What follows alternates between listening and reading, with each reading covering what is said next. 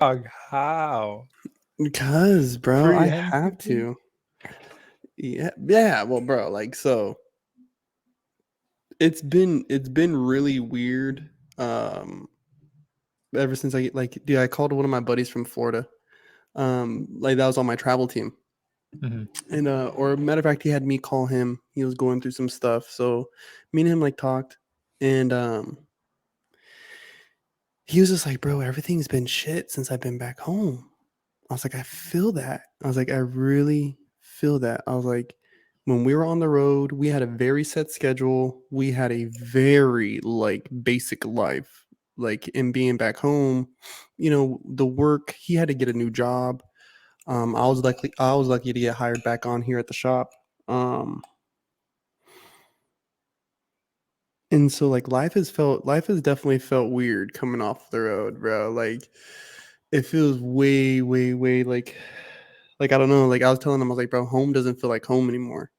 Like Mm. home really does not feel like home anymore. And so now when I'm home, bro, I just sit around and smoke. I don't go out. I don't.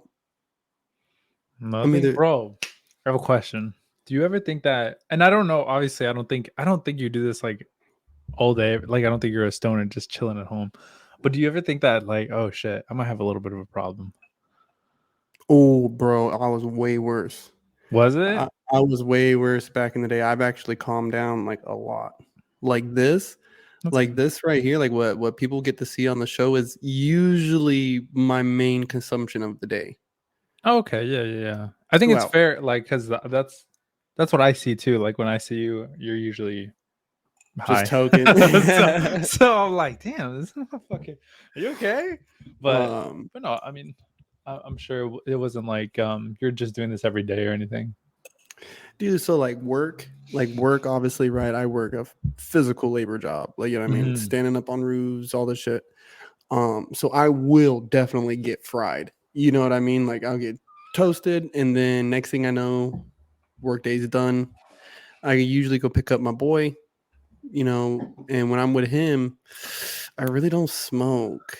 Like if I have a vape, I'll hit my vape, but like flower, like having to bust out the bong or having to like roll a J or some shit, like I'm not really doing that in front of my son. Hmm. Um, but once he goes to bed, like if he's spending the night, like once he goes to bed, oh fuck yeah, I'm going out on the porch and sparking up fat. Like you know what I mean? Like I'm about to spark the fuck up because it's like I'm taking these 5 minutes. I'm gonna chill. Oh, here's save. He Whoa, said, empty chair. Holy yeah, shit! he How did that literally happen? just stepped away from the camera as I put him on. Um, Oh oh, hi, what's up, Kitty? shirtless. Oh my Mm, god, that was risque. mm. Wait, can you do me a favor? Could you put me on this bottom part? Bottom. Yeah, bro. I'm a bottom bitch.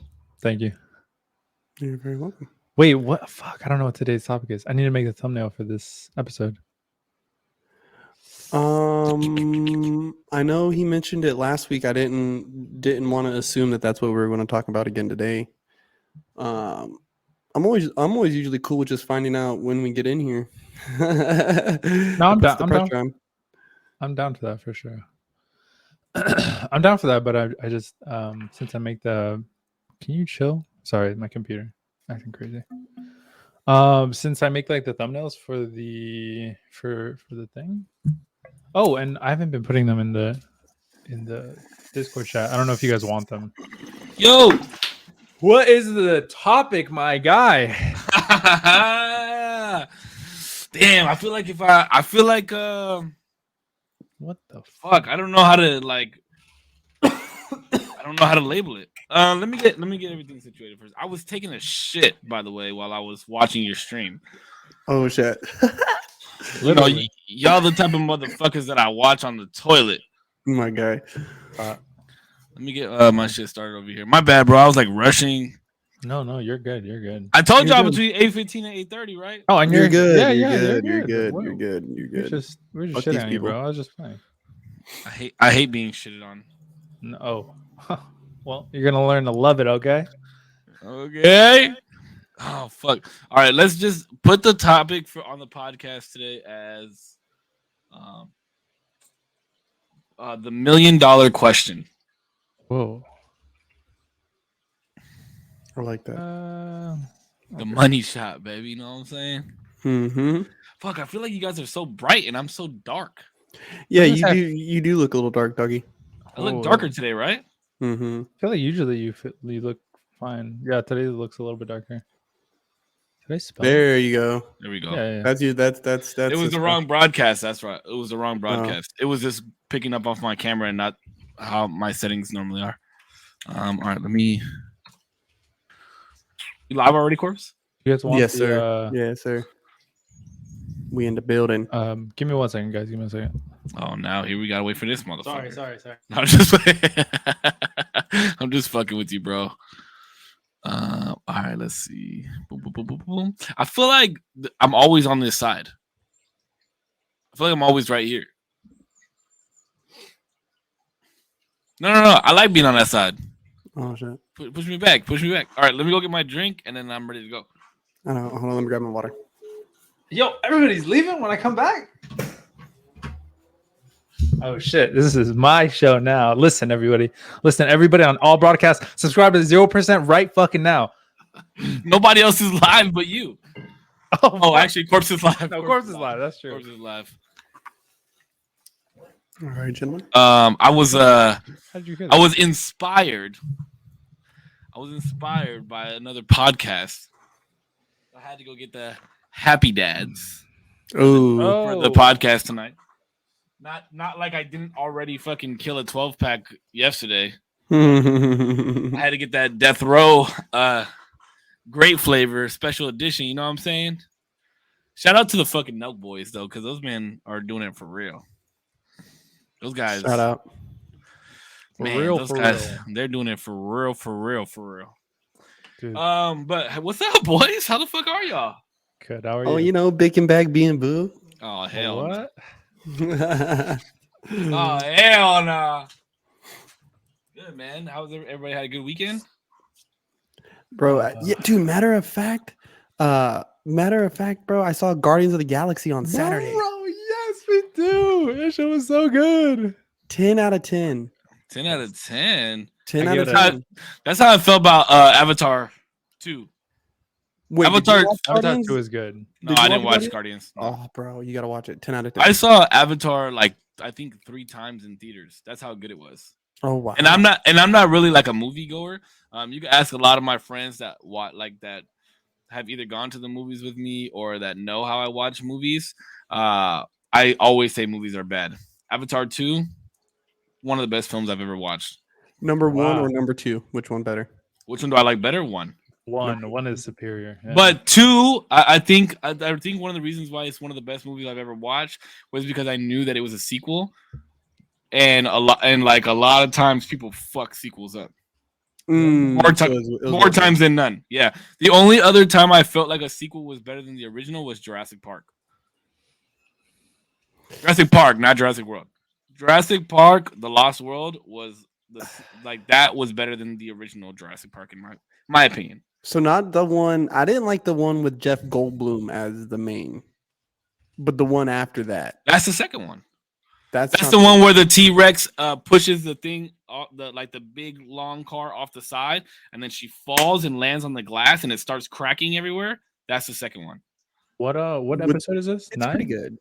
This is Episode 8. 8 or 9?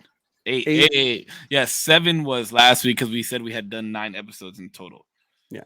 So technically, this is like our 10th show together. Mm-hmm. This is Isn't that the crazy? 8th. Whoa. I would say it's the Whoa. 8th named. The 8th named The podcast. 8th named podcast. It's gonna feel weird without Zero next week, bro. Yeah. Ugh. Well, I appreciate y'all, but It's gonna feel He's weird. separate. but it'll be one show. I'll be back.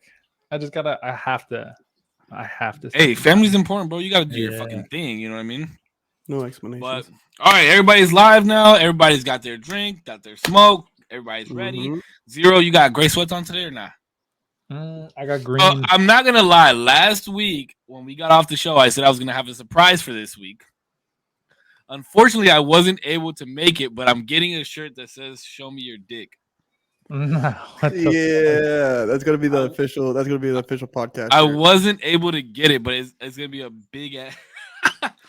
All right, well, Welcome everybody back to the usual Tuesday. You have your hosts here. I'm Save. I'm joined by my brothers Zero and Korpsx. The only reason I'm doing the intro today is because it's my week for the topic. Now, I beat myself up over this week's topic. Like I really did, because we kind of chatted last week about something that both of you guys wanted to bring up, and I was like, well, how can I make this like a segment without just coming out like, oh, what is this to you or what is that to you? So I figured we'd go a different direction this week. Instead of like starting off strong and like going super hardcore, I figured we'd like do something a little bit more fun, a little bit more lighthearted. Now, the reason I said to Zero to name, to say that this podcast week was going to be the $1 million question was because everybody has sat there with their friends, especially like when the lottery hit $1 billion recently, and was like, hey, like, Crazy. like, man, if I was going to win, I'd do this. If you were going to win, like, what would you do with your money? And I would make sure my parents had a big ass house and this and that and the other. So my question is, like, wholeheartedly and truthfully to yourself, if you won like $120 million, what are you doing with the $120 million? Whoa, like what are you genuinely doing with the $120 million? And I don't want to hear like, I'm gonna give to charity and this and that, blah blah blah. Like, I want to know what you would really do with $120 million if you won the lottery. Sorry, I'm uploading the thumbnail in case you guys all want to use it for your stuff. If not, awesome. It's fine. It's cool. Awesome. And you're behind on a short this week. Just saying. I need to make a short. Your job is the short. You guys gotta find a job for me, and Putch's job is to put the shit up on all the podcast platforms. Oh, and then check the Facebook streams too, because some of those have been going up crazy. I think one of ours hit like 1,000 and something, and then I got 2 other ones that hit like 7K, and then another one that hit like 5K. Bet. Damn, holy shit. All right, well, that's my question, bro. I'm pushing shit out here. So this is so I just want to let you guys know that this is not the only thing that I'm going to touch on tonight, but this is how we're going to start. So I genuinely want to know, like, what would you do with 120? Boom, you win $120 million. Wait, after tax? After tax, $120 million is yours. So you wake up the next morning, you have $120 million in your bank account. What the fuck are you doing? I'll let Korpsx go first. Oh, Jesus. Okay, so like honestly and truthfully, as truthful as I can be. Yeah. I would start off by absolving all debts of me and like my immediate family members. Absolving all debts, right, and then setting up the family farm, right. Letting my mom finally have the house that she's wanted. I'm so sorry. Real quick, Save. Is this? Do people know? Is this public or did I receive this money and I'm anonymous? Like, it's public. It's okay. Public. Yeah, we live in California. Everybody's gonna know your name. Yeah. So even public or private, like even if someone dropped like 120, just cash, cold, I would start off there, and then for myself, I would immediately invest in either some kind of business and or stocks, like dividend paying stocks. And I really like the idea of like dividend paying stocks because those generally pay you like either like on a monthly, quarterly, annually basis. So if I put enough money into that where I can catch a paycheck that I can live off of, then I have endless money. You get me? Like as long as the American stock market stays alive, I got endless money. It's just going to keep coming. Literally. Boom, boom, boom. I would want to set up some kind of like public works for natives, something to give back to the community with a piece of that money, bro. Okay, but what you doing for yourself, bro? And then the rest, I'm traveling the fucking world, bro. I'm literally traveling the fucking world. You're not buying a new crib. You're not buying a new whip. You're not fucking, going to the strip club. You're not gonna like fucking do something fun for yourself. No, definitely. I'm going to be the fucking Club 33 member at Disney. I am going to be at fucking... Are you that into Disneyland that you would be a Club 33 member? Bro, look at Darth Maul rocking. Dude, I got him on me. That was just recent Disney, though. That's not even Disney like that, bro. though. I got this, bro. I'm telling you. That's kind of a sick shirt. I have been a That is kind of Disney child since forever. Matter of fact, my like auntie helped develop the fucking design for the California Bear at California Adventure. She helped like do the designing on that. And so she's worked with Disney for a long fucking time. So bro, she used to get me and like all my brothers and sisters in Disney for free. So like I've been going since I was a kid, dude. I mean, I've got lanyards full of fucking pins, bro. So I would be at Disney on the fucking reg, bro. Strip club, like I would own the fucking strip club. They'd call me Mr. Andrade. I was gonna say like Mayweather. I think Mayweather has his own strip club, right? I think so. In Vegas, I I think so. I feel like Mayweather is struggling. I would definitely travel. I would definitely be traveling the world, and I would want to like something I told her was like I want to travel the world and I want to find all the big cities like they're like rat hole like restaurants, like you know, like the little Hell hole, yes, like little hole in the wall joint, dark as fuck, all musty, like, but it's fire, like fucking like the locals know about this joint.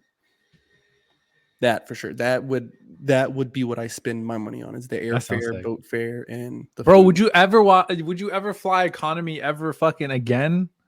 I would never touch fucking economy, bro. I'd be like, nah, fuck that. First class. Dude, but 120 million's not that. It's not that much. No, it's a lot though. It's a lot if you use it right. That's what I'm saying. So, like, would I still fly economy? Maybe. Because, like, why am I going to be so bougie if I'm literally about to hop out and go travel 13 different countries because I got the money to do it? Bitch, I'm going to do this shit in my flip-flops. I don't give a fuck. Like, and that's how rich people live, right? But at the same time, you got to think a first-class flight to, like, what, say here to New Zealand, it's really not that much compared to what $120 million is. You're spending like maybe 9 racks round trip for first class. Mm-hmm. But let's deduct all the other expenses I've already done. My mom's house, the ranch, kids' tuition is fucking paid. Like, okay, what are you paying for the ranch? Maybe like, well, $2 million bro, for everything. I just worked on a ranch in Malibu that was valued at like 50-some million. Dang. And it was nuts, bro. It was fucking huge. Yeah, I was like, but how much? They probably had unnecessary shit for 50 mil. And let's be real, are you gonna buy a ranch here in California? Probably not. Oh, absolutely not, dude. I could get like 7 acres in North Carolina for $80,000. That's what I'm saying. And then you build $1 million worth of stuff on it. You didn't even spend 1.5. You're good. Fair enough. You use very little of your 120. All right, I could fly first class, dude. It's all right. And you can wear your fucking rainbow flip flops as long as you want. But I would like dead ass. Like I would be lined in the finest shit. Like, you know what I mean? Like my dress shirts would be nice dress shirts. My dress shoes would be nice dress shoes. My kids would dress in fine linen. Like, you know what I mean? But for the most part, I don't want. I don't know about that. I don't know about the kids. Yeah, like to an extent, like. If they're like put 17, Gucci shirts on your fucking son, no, like 17, 18, I'll buy them nice little outfits to go to school in, like, you know what I mean? Their senior year of high school, but nothing too crazy. Like I would still want them to live modestly so they learn how to like manage money and live and understand big sums of money turn into small sums of money really fast, like, you know what I mean? But traveling, bro, that would be my biggest thing is travel. What about you, Zero? I want to hear you're gonna have like a crib like Richie Rich's pad or something, bro. Nah, bro, that's the thing though. I don't think any of us really care too much about. Well, maybe the house is different, but so this is what I would do. Boom. I just got 25 mil. I'm at work. 120. Don't add 5 mil. You ain't I special. You don't get 5 mil more than us. Inflation. My bad. Inflation, he says. He's the youngest, so he gets to go first. So I get the check. I'm like, damn. Or I get the notification. I'm like, damn, I'm at work. Whatever I'm doing, I'm like, man, fuck this. I'm out. I'm not even telling anybody. I'm just dipping. I'm out. Fuck it. For real? You wouldn't even put your 2 weeks in? Nah, I'm lying. I'd probably tell somebody. I'd be like, listen.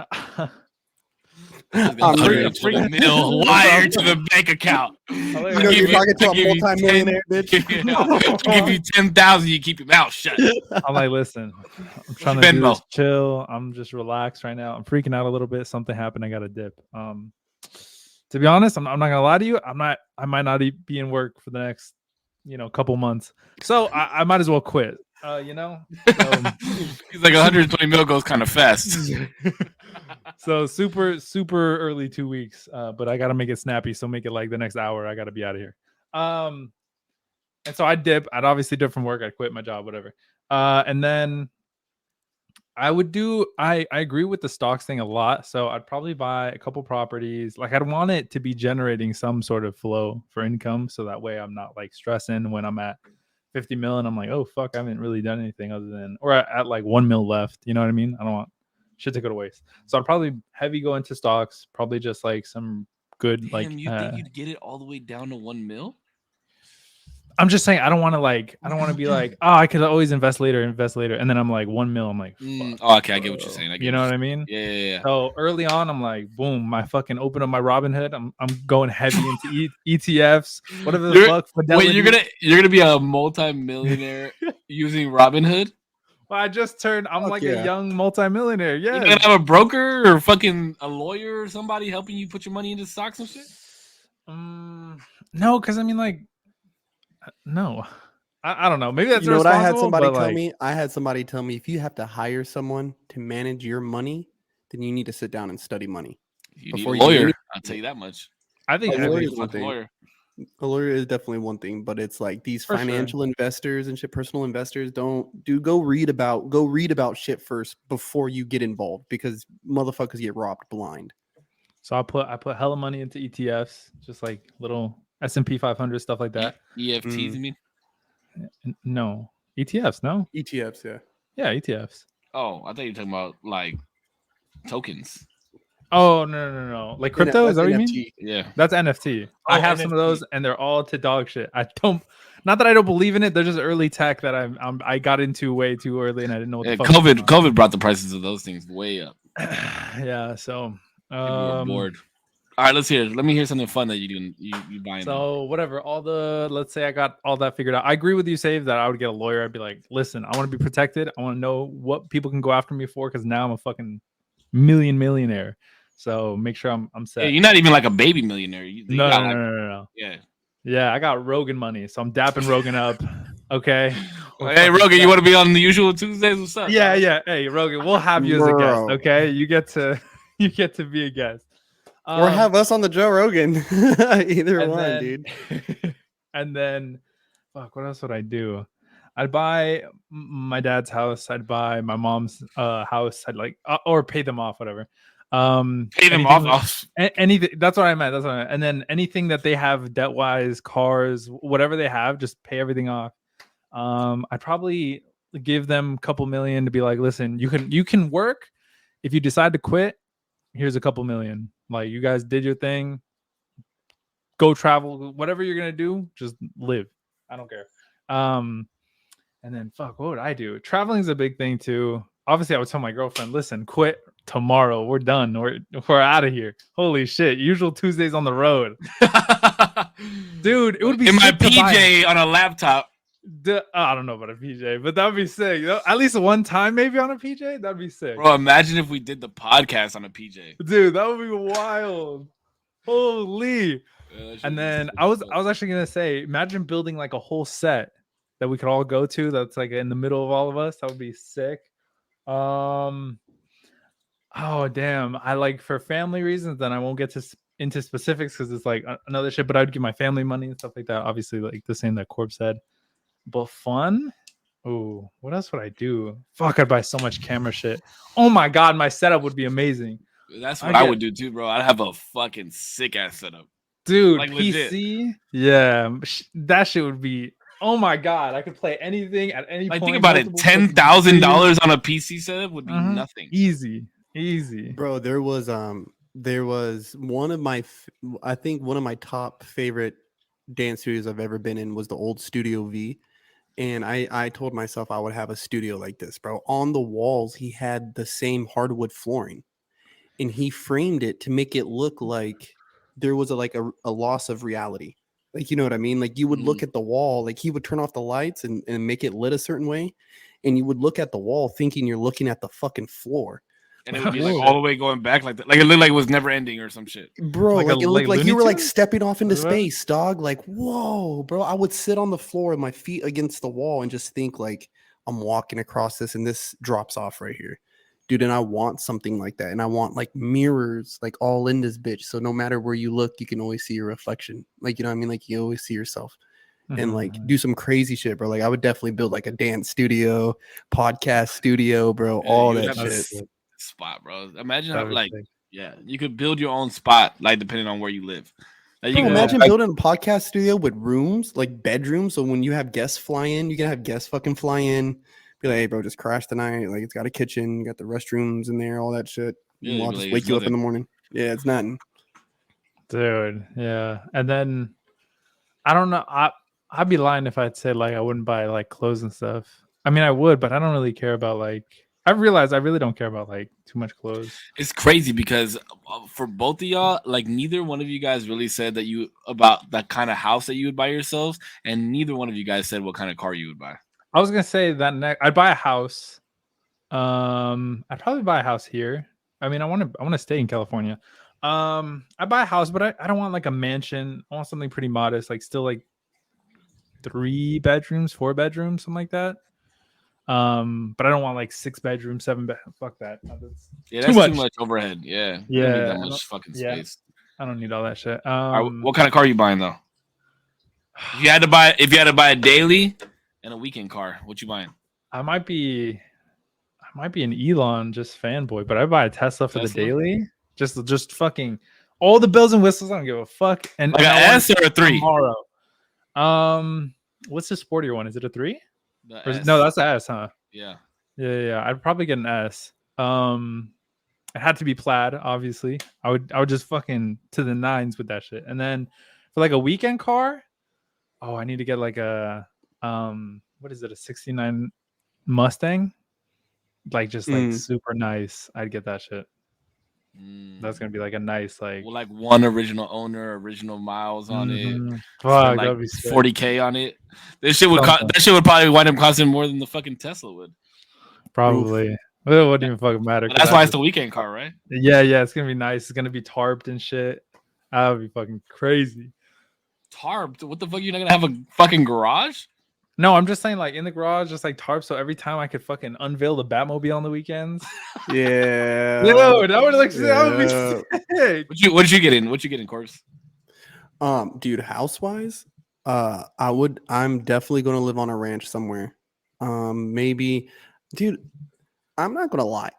I'm not gonna even fucking front. I love Texas. I love North Carolina. Tennessee is great. Like, you know what I mean? But I would definitely have a ranch somewhere.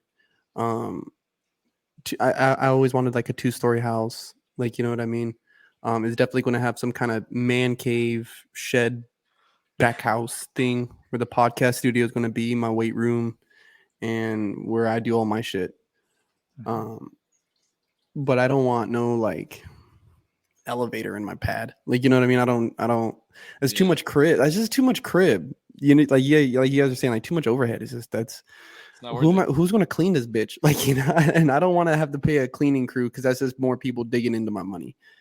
The more people that know where you live, and the more people, you know what I mean? Like, yeah, scandalous. All right, what about the whips? The whips, bro. I'm gonna sound mad goofy when I say this, but I wouldn't even know what I would buy. Like, I would want to be as incognito as possible. So, like a daily. You sticking with the ILX?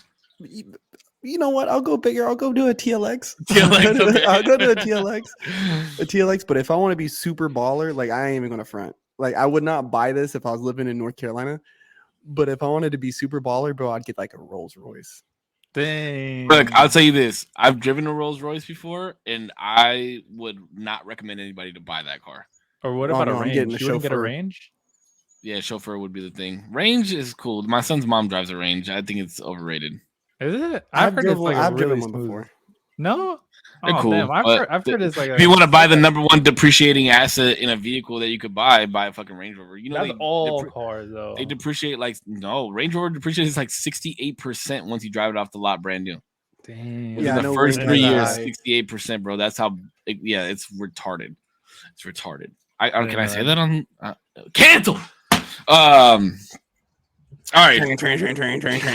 Here's what I'm doing with my money, and I've thought about this like time and time again. All right, so my core group of 6, I'm dropping $5 million on them each. Because I mean, without those guys, I would not be the person that I am today, and they deserve the fucking world. $5 million, and now here's where I've always been like stuck.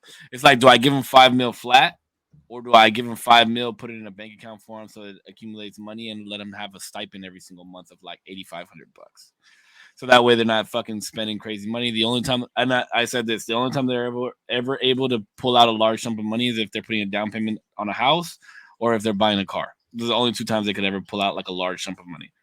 But I feel like that if you're the reason I don't think I don't know if it's good to give. I guess the bank account is probably a little bit better if we're talking like, I guess, with reality and everything. Don't they have to pay like mega taxes on that shit if you just gave them $5 million? Not if it's a gift or something. So there's a loophole on it. Hence why I would have a lawyer. He would help me out with that.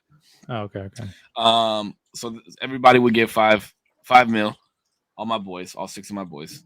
And then obviously, like Dad, he would go back to Mexico. He wouldn't want to be here anymore. Oh Jesus. Sorry, I thought it was like a. I don't know why I was just like, damn, you would deport your dad? What the fuck? No. I was like, my dad wants to go back home. Like he wants to live back in Mexico and enjoy the rest of his life there. So, and his goal is to like have $100K in the bank and go back home. So I would be like, Dad, you don't even need $100K. Just here's the money to here's a bank card and access to my bank account. You can have whatever you want. You know what I mean? Mm-hmm. Especially my dad, bro, because he's provided so much for us. And then I would buy 2 cribs, maybe 3. And I would make sure that my mom has space in both of those houses, so she would never have to be alone, and she could always live with me, but she would have her own space. I would buy a house here in San Diego, and then I would buy a house in Philly. Now, the houses that I want are very specific, though. I've always wanted a loft, but a loft in the sense of it's like a huge open space, like a warehouse facility space with housing in the top where the stairs come up, and then your house and everything is up there, but the whole bottom is like empty storage warehouse space. And that's the house that I would have here. And then I've always wanted because Philly is like old buildings and shit like that. I've always wanted something that is like old on the outside, like an old bank or something. And then when you walk in, it's all renovated and brand new. So it looks shitty on the outside, dope as fuck on the inside. And then I would most likely buy a house in the 805 because I love it up there. And I actually plan on retiring and moving back to the 805. I love the 805 so much. As far as, so you guys would invest in stocks. I would keep my money away from stocks and I would invest in property. I would buy apartment complexes, and the majority of my apartment complexes, if I had it my way, would be on Section 8 housing. So that way the government is paying me. And then I would have like my brother or something run the property management, so that way he's in on the money too, and that way I know I'm getting paid because the government has to pay me because it's Section 8 housing. So I probably have like 2 to 5 different apartment complexes that I'm making money off of. And then cars, I would have to buy like a brand new Mercedes S63 as my everyday driver, and then I would probably buy a P1 McLaren as my weekend. Damn. Like a sick ass P1, like black. It would just look nasty and fierce. And that's the car that I would drive on the weekends up and down the 101. See, bro, and the whole like apartment buildings, that is definitely something, bro. Like, it's enticing for me when I think about it. Like I see it, like, you know what I mean? Like that money, the business structure, all that. But it's like, after I have all these other expenses and stuff done, like the things I really want to do, like, you know, breaking off the family and shit, like that would be stuff I would look into. I just don't know if I'd go that route because you can also get like a fucking Chick-fil-A for like 500 bands. It might be less than that. I think it might even be under 100,000. You can franchise a fucking Chick-fil-A. Yeah, it's but the less. the difference is when you franchise this is because I thought about that too, like just buy a whole, like do what Rick Ross did, right? Buy a plethora of fucking Wingstops and shit. Buy 15 of them, yeah. The difference is when you franchise a location, you lease the building. When you own apartment complexes, you own the land that it's on as well. So if you decided that you no longer wanted there to be an apartment building there and you wanted to build like a fucking Chuck E. Cheese, you could do that if the zoning accounts for it. See, I heard that And Starbucks and McDonald's aren't like food and beverage, that they're real estate companies. I believe McDonald's is. I don't know about Starbucks, but think about it like this too: if something happens where the city needs to buy your space, they have to pay you for that space. That's the difference. That's why I would buy property like that, so that way, if anything, if all else fails, and then of course I would have like a trust for the kids, for my son and my nephews, and make sure they're all set, that they wouldn't be able to touch their money, but their trust would be making money for them with like like 1 or 2 apartment complexes in there for them to divvy up. I would make sure the kids are straight, and then I would just do whatever the fuck I want. I would still work. I would still stream. I would figure out some type of work to do. You know what I mean? You would work? Absolutely. Like at a job? I would work from home somehow, or like on the go. I would find a job. At a job? Like at a I corporation or whatever? Yeah, I would find something that understands my status, that I'm not gonna sit somewhere and be somewhere, but also like takes my resume into consideration as far as like a managerial position or something like that, where I could work on the road, like work from my laptop or my phone. And I would absolutely work, because like honestly, I've taken months off at a time, and COVID fucked me up so much that I realized I have to work, bro. Like I have to do some type of work, whether it's this, like I consider this work. And it's funny because I was talking to my brother, like, oh, what should I do for a podcast? And he was like, why don't you do like what content creators, what they do in the background that people don't see, that stresses you guys the fuck out, and that you guys have to get ready and buy all this equipment and do all this. And I was like, yeah, now that I think of it, that it essentially is work. The more that we do this, it's work. Yeah. But we enjoy it so that it doesn't feel like work, but it's work. It's work. Yeah.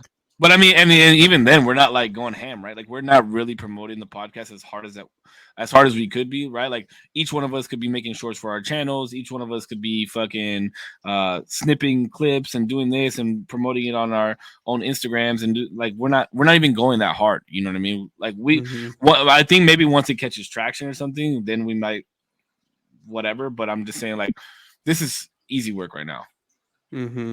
Easy move. And I think we were honestly still feeling each other out in the beginning, like, oh, how long are we actually gonna make it? Like, are we gonna make it to 10 episodes? Which I think Zero might not make it to episode 10 because he's gonna be gone next week. But okay, so we know what we would do with the money, right? We know what we're buying. We know how it would feel good. So all right, so here's my question to you guys. If you had the opportunity, now we're sitting here fresh in our minds, what we would do with our money. If you had the opportunity to bring one person back, Jesus, and not have any of that money, but the catch is you only get this person back for a week, would you give up the money?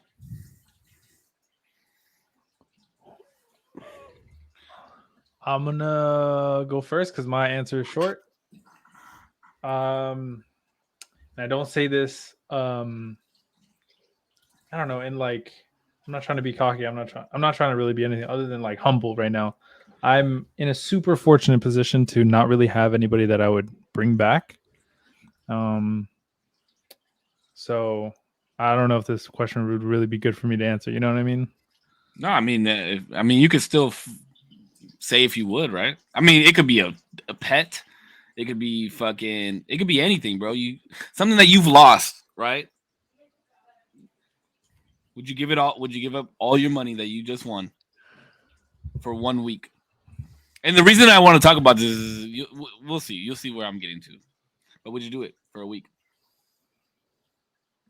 I know Pudge is thinking real hard about this one, bro. I knew what it was gonna do to him, but I was like, I had to do this.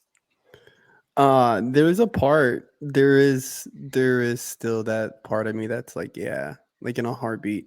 Like if there was no one else to consider, like with that money, you know what I mean? If there was no one else I had to take into consideration when it came to this cash, oh, I'd piss on it. Like, you know what I mean? I'd flush it down the toilet. Quick shit, no problem. And do you mean just Elijah, or you mean like your whole family in general? Like my family, Elijah, like, you know what I mean? Like everybody, bro. Everybody. Like my baby's who's going to be affected by this money. Like, you know It's what I mean? generational wealth, essentially, right?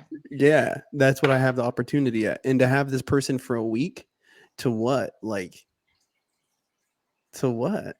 Well, You know that's what I mean? I don't think, like, I might be saying this again because I'm super fortunate right now, but I don't know, even if somebody super important to me were gone. Oh, that'd be so fucking hard though, because if they were gone, I know I would like take a lot of time to think about this. But at the end of the day, I think I still would pass on it and keep the money. And that might sound fucking terrible, but only because I'm thinking in my head, I should have enjoyed every moment of your existence while you were here. Mm-hmm. And if I didn't say something, and that's, I'm like leaning more and more into that as like I get older and stuff like that. And I do this with like my dad and stuff like that. I'm like, if I didn't say something, or do something to show you that I love you, that's kind of on me, and I have to live with those consequences. And just because I'm given the opportunity doesn't mean I have the right to like fix that. It's kind of something that I have to live with.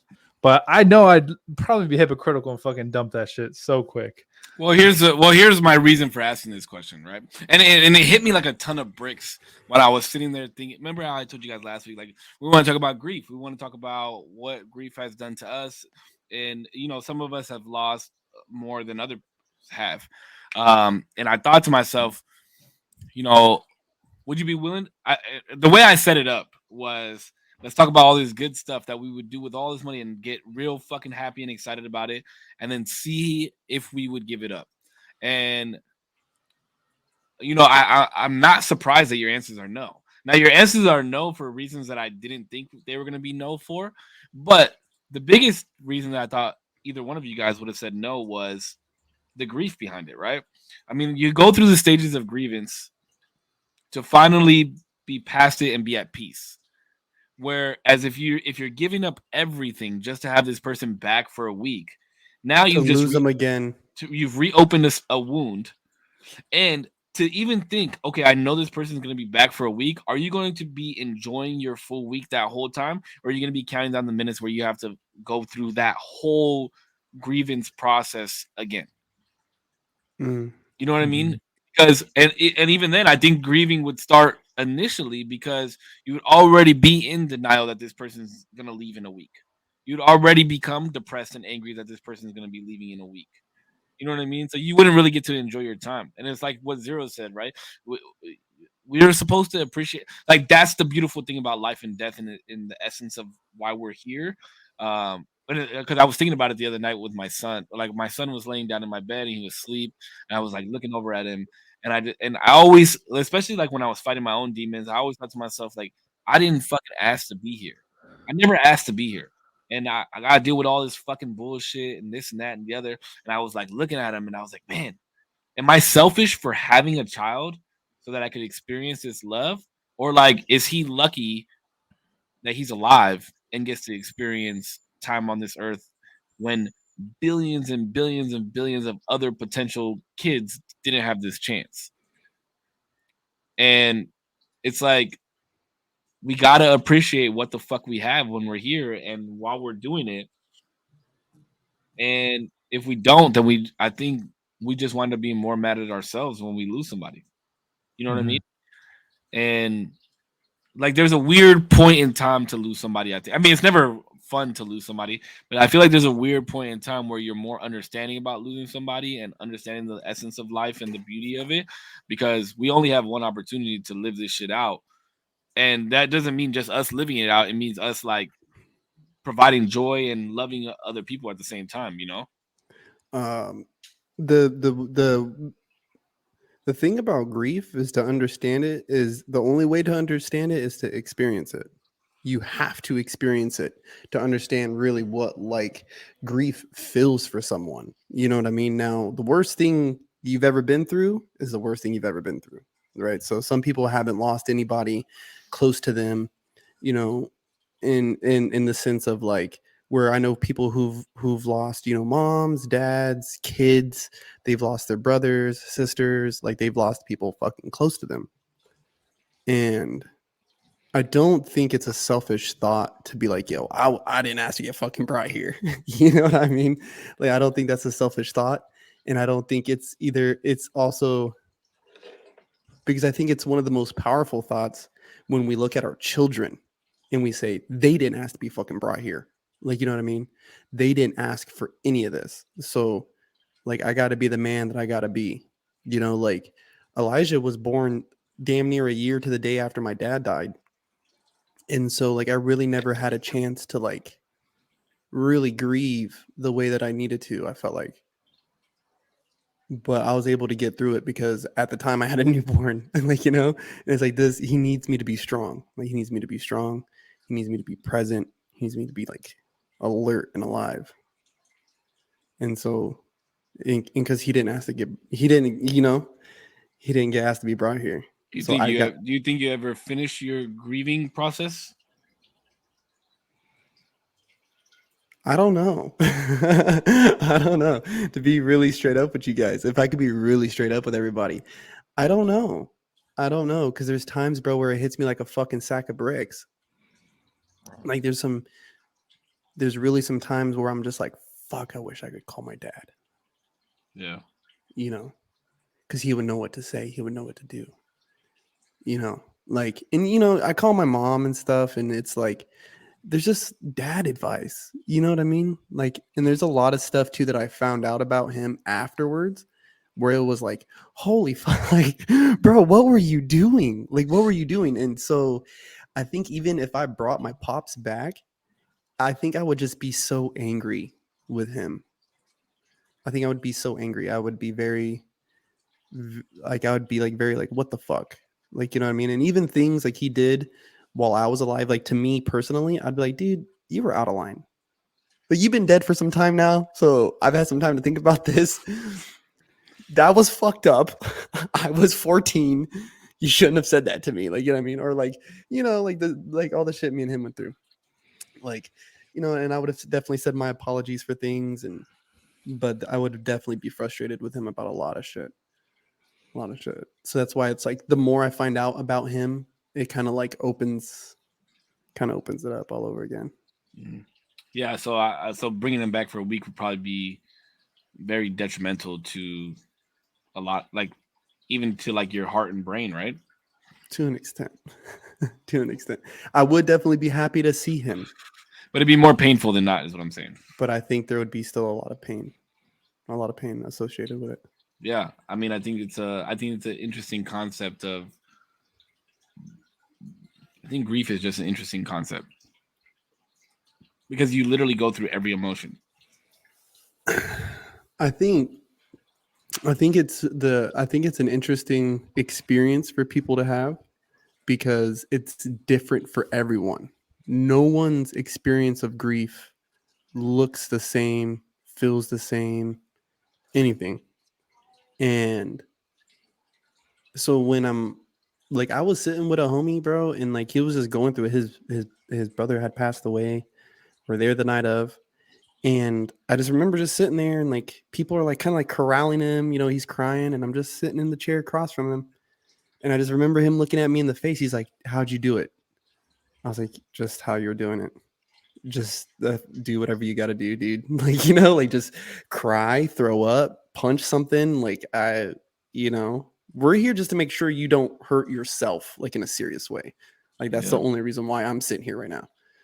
But other than that, bro, you know, just get it out. Like, and that's the weird part about to me to grieve because it's like some people are going to recluse themselves. Some people are going to like seek your company. And it's like, I always remember asking my mom, like, what do you say? And she's like, sometimes don't say nothing. Just be. Mm-hmm. Yeah, because it's like that energy, right? Like we always talk about, like at a session, the energy of just being there, people being there. It's like the energy of another human being in your presence is a lot different than if you were sitting there by yourself. Even if you guys don't talk or say anything at all. Dude, I'm super awkward when it comes to like comforting somebody. I don't know. I don't know what to do at all. It could be like super like I remember this is when like I was really like, damn, what the fuck, bro? I should be able to like comfort somebody. It was my grandma. No one get into like who passed away or anything, but somebody really close to her passed away, and she was like super crying, and I was like, holy fuck, like what do I do? Somebody like had to push me into like going to like hug her, but then I'm like, bro, like I don't know what to do right now. Like I want to make you feel better. I want to comfort you, but I feel so awkward. I feel so like nothing I'm doing could like ever help you in the way that I would like. So I feel like so like I think knowing that though I think knowing that is important. Like knowing that there's nothing that you could fucking possibly say or do, but embracing somebody is like showing love, right? Like you have to show your love. Yeah, and like, I think like I try. It's interesting because I asked my dad one time because we had gone to somebody's funeral, and we went to go, like everybody meets back at the house and eats and shares stories and all this shit, right? And I always wondered to myself, like, why is that a tradition? Like, why do you go back to somebody's crib and eat and this shit and that shit? And my dad said, well, you have to understand that just because somebody died, like this is a reminder that we have to continue to feed ourselves and continue to live life, and that's why we eat and be around everybody, like once somebody passes after a funeral and shit like that. And I thought to myself, like, that's insane because we have to remember that life continues regardless. I think something that I try to do, because I heard this works really well, is once they're done like crying, because that's like the most awkward part for me, when they're a little bit more like, okay, like I'm not crying as much, I try to ask more like, what's the best memories that you have of them? Like, what was the most funniest time that you guys had together? Like those, I don't know, those moments where you could be like just having coffee with them, with the person who like passed away or whatever. And I think that brings a lot of comfort to people. I think that's really cool. You gotta be careful with that though, because sometimes it could mess them up a little bit more. Well, like making them smile, like remember good things about them. But yeah, I get you. It could be. What's up, Korpsx? I can see you heavy, bro. I'm so sorry. I have to go to the bathroom. I'll be back. I knew it wasn't gonna be an easy one, dog.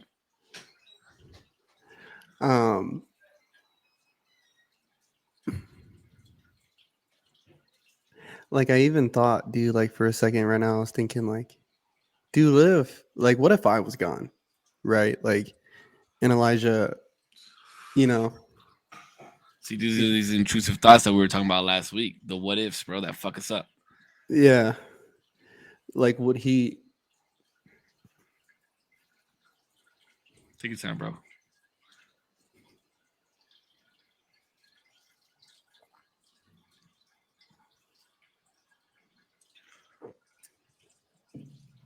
What do you want to see me again? I wouldn't want him to. Fuck that. If I'm gone, gee, I'm gone. You know what I'm saying? But that's the thing, right? It's like your answer comes from a place of understanding and like being knowledgeable and like being older now, right? Like you know what your dad put in place and why he did the things that he did and helped create you to the man that you are today, which is what you're doing for him, right? Like I feel the same way. That's exactly what I'm doing for Peanut. So it's like, you can't fuck yourself up with thoughts like that because, of course, 5-year-old Elijah would say yes, but what the fuck is 29-year-old Elijah gonna say? You know what I mean? Yeah. He's gonna say, "Bro, what just happened?" I just said I was awkward as fuck when people are crying. Okay. I showed Korpsx my dick, bro, and he started crying. Jesus, it was beautiful. It was a beautiful sight. I'll just watch it on the It fit like a glove, dog. Listen, Korpsx, whatever just happened, you're beautiful. All right. See, I don't know what to do. Okay? I love you, bro. Nah, dude. It was like I was telling him, Like I was thinking, like if Elijah got posed the same question, if he won like 120, you know what I mean? Like, and if he got posed the same question, like, you know, would he want to see me again? And it's like, fuck, I wouldn't want him to. It's like, dude, keep that fucking money, bro. Like, see me again for a week. You know, like I'll see you forever later. Yeah. You know, Yeah. I think that's what my dad would tell me. He'd be like, "No, I'll see you forever later." Like, just I know you got questions. I know you got things you want to say to me. I know you know all these things that I hid or whatever. You know, and I know it's going to be the same with Elijah. He's going to find out stuff about me and the things I did, the tough decisions I had to make. And he's going to be like, "What the fuck, Dad?" You know, he's going to go through his own process. But I just hope I don't have, you know, too many skeletons in the closet. Hey, you know, that's what I've actually thought that exact thought. Like, I got to start cleaning out the skeletons in my closet because something starts to happen to me now, this day and age, you know. But yeah, even Batman said, you know, that's you being in dad mode. Like, that's the dad mode that you're feeling. And everybody who's a father has experienced exactly what you're experiencing right now. You know, I do it sometimes when, you know, Peanut's laying in my bed and I just look at him and I'm just like, fuck, where would you be without me? Where would I be without you? What would I do without my baby? You know? What would I be without my baby? But good, I man. think it's the first time I've ever cried on the show. Good. We got it out of him, folks. We got it out of him. Good job. I thought it was gonna be me. There was a couple times right now where I was thinking about like my mom and like what like realistically, like if she passed away. Oh, this was a question. I think this is a decent the way that it was posed. I don't know. If somebody close to you died, right, like tomorrow, and you got this money today, right? Somebody came to you was like, look, I know X person just died. If you give me all this money, you will see them for the next week. Today's like when I snap my fingers, you're gonna wake up today and they'll be alive for the next week. If they died, like if it was like right when they died, same day they died, they'd be like, listen, you don't have to go through all this grief right now. You're gonna have one more week with them. And it's a super close individual. Like I'm talking like mom, I'm talking like son, like something like that. And that's a totally different question because it's not really about like whether you would keep the money, I guess. But it's just like, what would you do, I guess, in that situation? You would give up the money, by the way, but it's not necessarily about that. I think in the moment, if my mom or something died, like super like close, Peanut died or something, mm-hmm. and they told me I would only have a week left with them, you'd be like, listen, you're gonna get one more week, but you have none of this money that you just won. I think reflexively, I would. See, it would be different to me. I think it's a different question to me if you say my son is sick. This treatment will guarantee him another week. It might save him, but it will guarantee him another week. Are you talking about your son? My son, brother, sister, like somebody in my family. If the doctor came to me and said, "Son, check it out. We could save him, but we can guarantee you a week. Pay this money and you take this gamble." I would pay it. Because the upside, the chance, the upside is still they could. No, but I don't think that's what he's asking. I think that I know the person died. No, he was saying if the question was posed differently. I don't think I would. I don't think I would. Back. You don't think you would? I don't think I would. Shit, I don't even think I would, even if it was Peanut. As much as it hurts me to say that, I don't think I would, because timing is everything, right? Like we go when we're supposed to go, and if I knew that I would have him back for a week and I had to say goodbye to him at the end of the week, I wouldn't be able to. It would kill me more to say goodbye to him knowing that I'm saying goodbye to him than if I said goodbye to him like how I said goodbye to him today. Just abruptly, yeah. Like the way that I say goodbye to him today, if that was the last time that I ever saw my son, I would be okay with the way that we ended. Mm-hmm. Whereas if I had one more week with him, I would not be able to let him go. Like you'd have to kill me too. You know what I mean? Like you would have to pry him from my bot, like pry him from me in order to take him from me. I wouldn't be able to do it.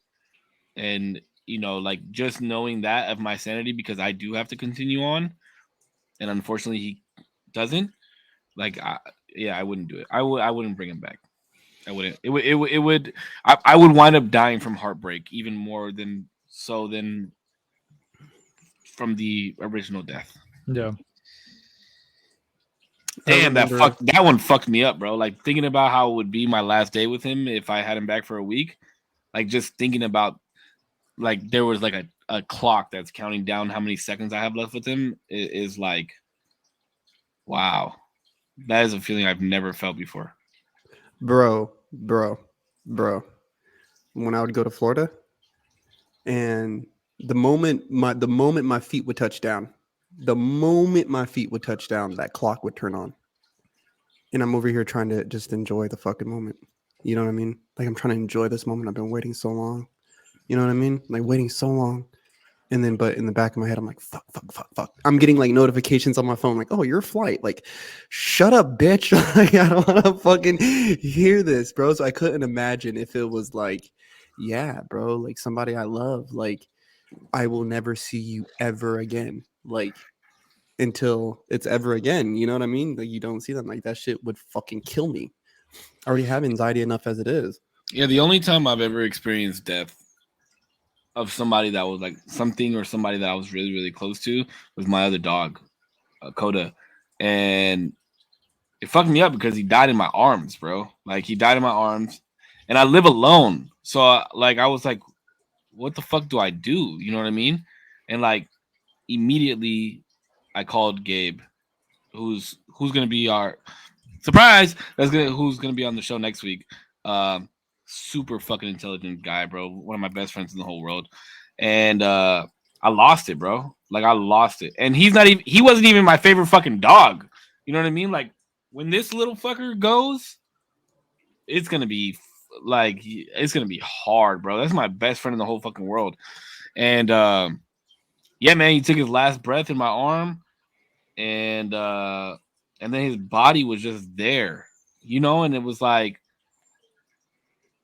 it was fucking hard, bro, because I've spent the last 11 years with this being in my house, feeding him, caring for him, and you know, like everybody who has a dog understands, like that's unconditional love, right? Like Mhm. they fucking they don't want anything to do with anybody else, but they want to love you and be around you all the fucking time, and it's like, you know, like I remember pulling up to the crematory to drop him off, and the only reason I'm thinking about this is because I was just thinking about like if I had one more week with Peanut if he passed away, and yeah, I remember pulling up to the crematory to drop him off, and I couldn't get out of the car, bro. Like I sat there for probably 30 minutes crying with this fucking dead body on my lap, and just like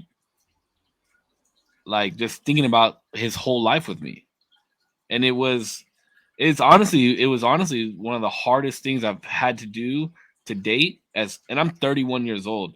My grandfather has passed away. My grandmother has passed away. I wasn't very close with them. I shared this space with this dog for 11 years, and it fucking broke me down, dude. And I don't think I've ever broken down like that. But the beauty of it was anybody that I called or anybody that I text and let them know, like anybody that was close to me that knew him, they were like very understanding on how my emotion was, because I don't cry a lot, bro. Like I'm very like I'm like Putch. This man is hardcore to the bone. I'm glad I broke his ass on the stream. But yeah, man, it was cool to see that everybody was very supportive in like, yo, you want me to come over? You need me to bring anything? Like blah blah blah blah blah. But yeah, that's the only time that I've ever experienced death like direct with me. Like I've experienced people dying with people that's close to me. I've never experienced anything like that. So it scares me. It scares me for like when my parents pass away, or like if my brother was to pass away. Um, but then you know, like we have all these intrusive thoughts on like what's it gonna be like when we pass away. And this is why I live my life the way that I live, because I want, like when I pass away, I used to fantasize a lot on death because I was so scared of it. I was so afraid of dying because and this has to do with like all my mental shit. But I was so scared of fucking dying and how I was gonna die and where I was gonna die and how old I was gonna be and who's gonna come to my funeral and this, that, and the other. And I used to think to myself like, what? How am I gonna be remembered? What am I gonna be remembered by?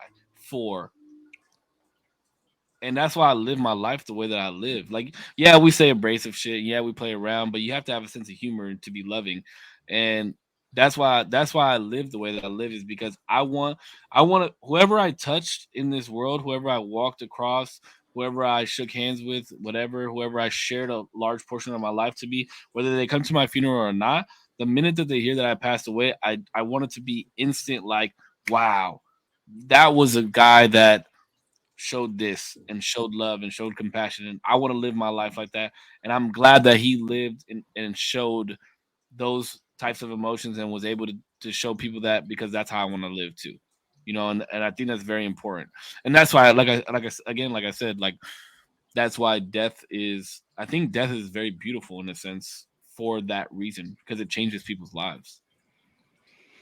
Yeah, it's definitely something that can, like, after time, it is going to make you a better person.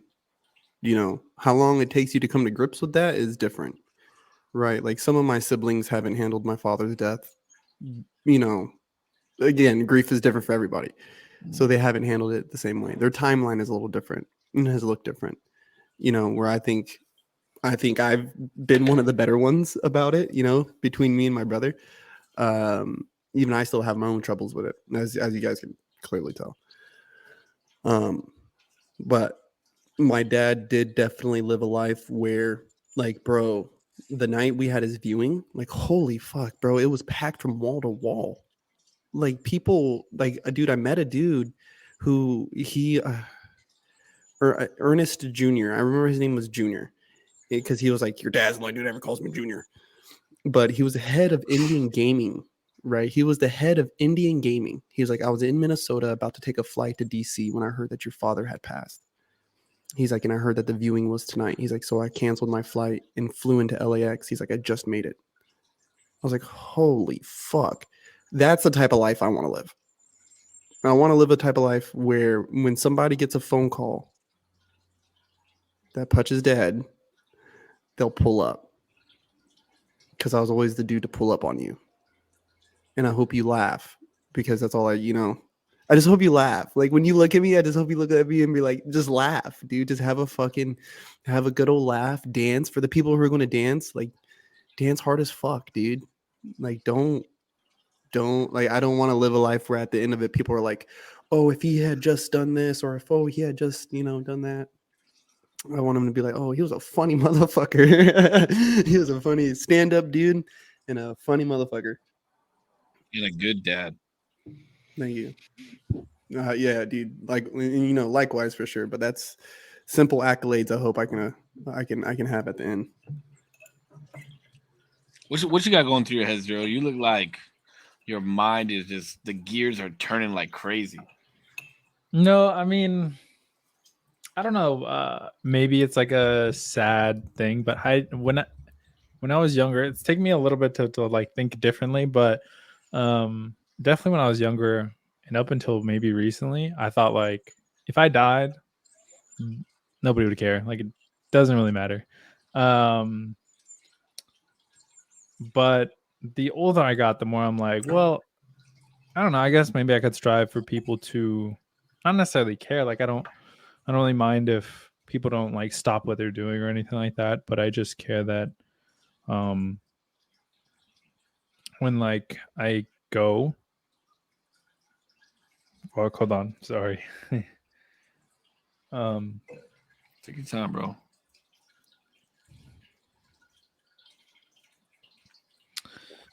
Just when I go, like, I told all the people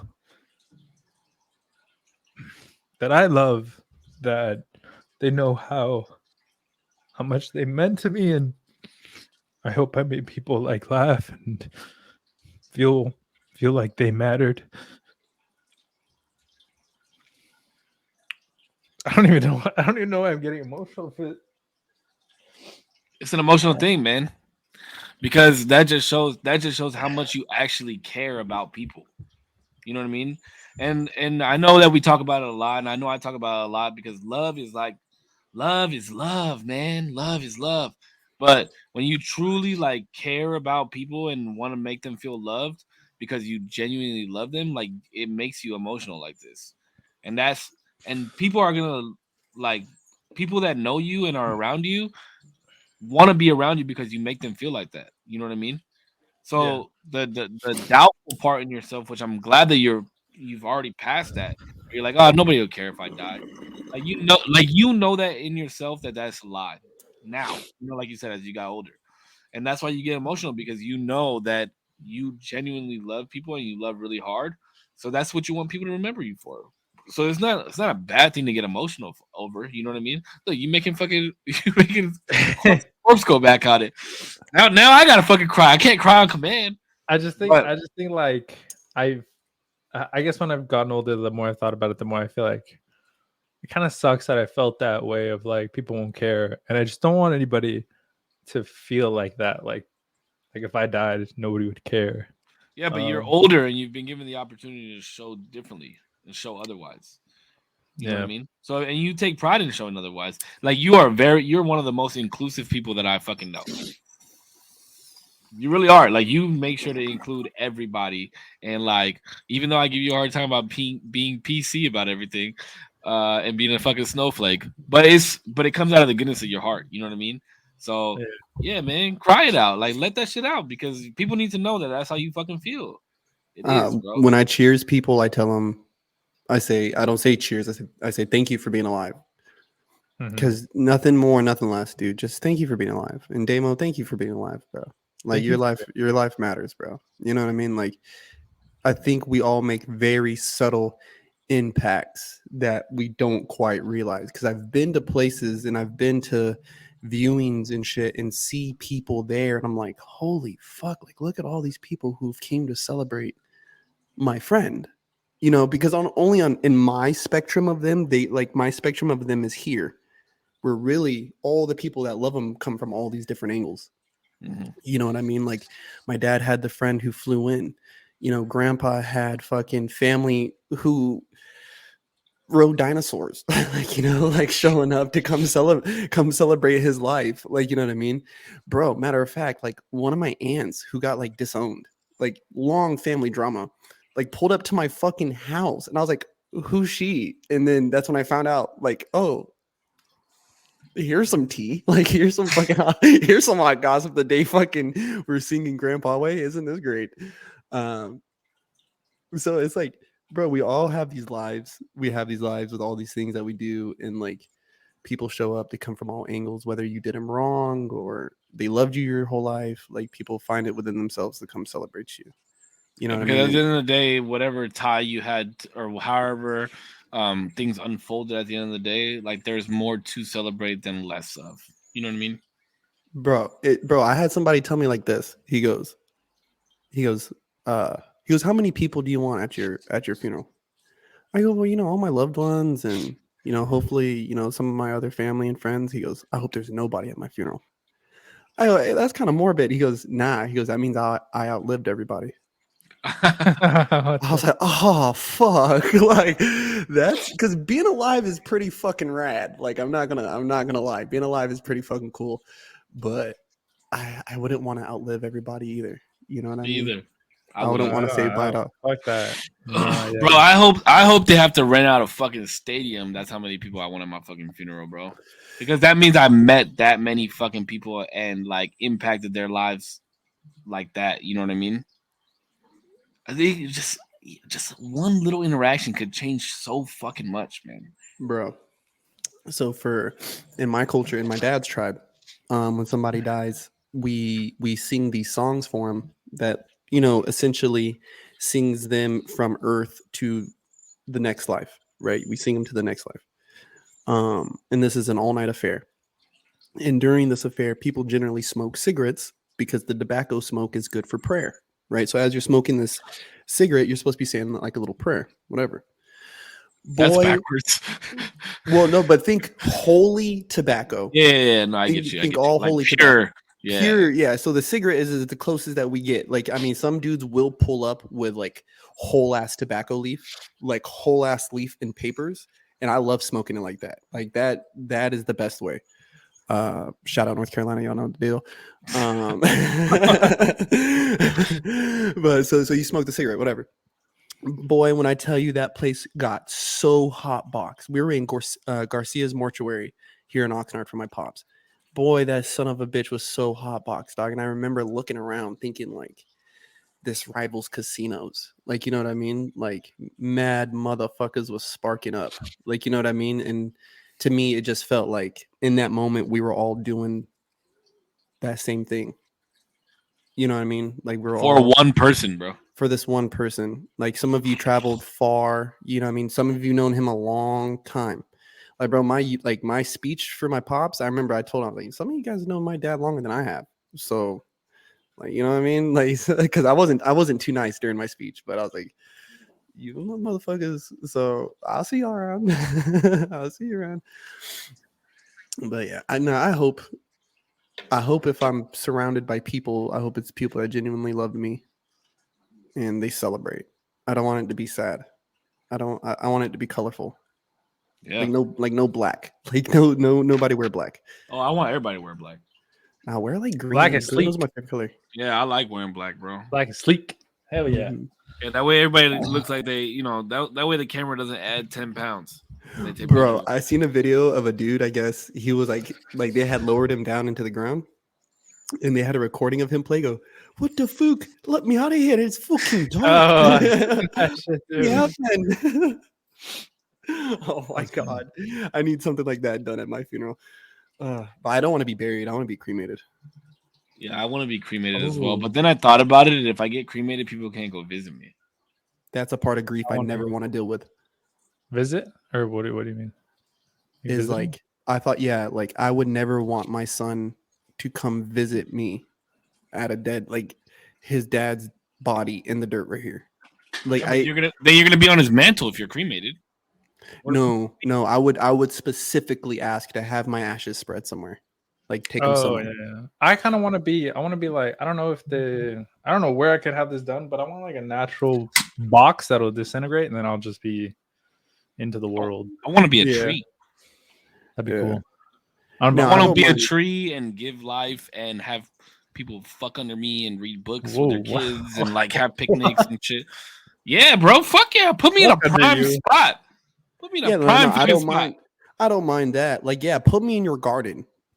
If you want to do that with my ashes, put me in the garden. Put me in the rose bush. You know what I mean? Put me wherever. I don't care. But do something with my fucking ashes, bro, and let me be. Like it's a part of our culture. It's a part of our tradition, and I'm trying to follow that tradition, like hardcore.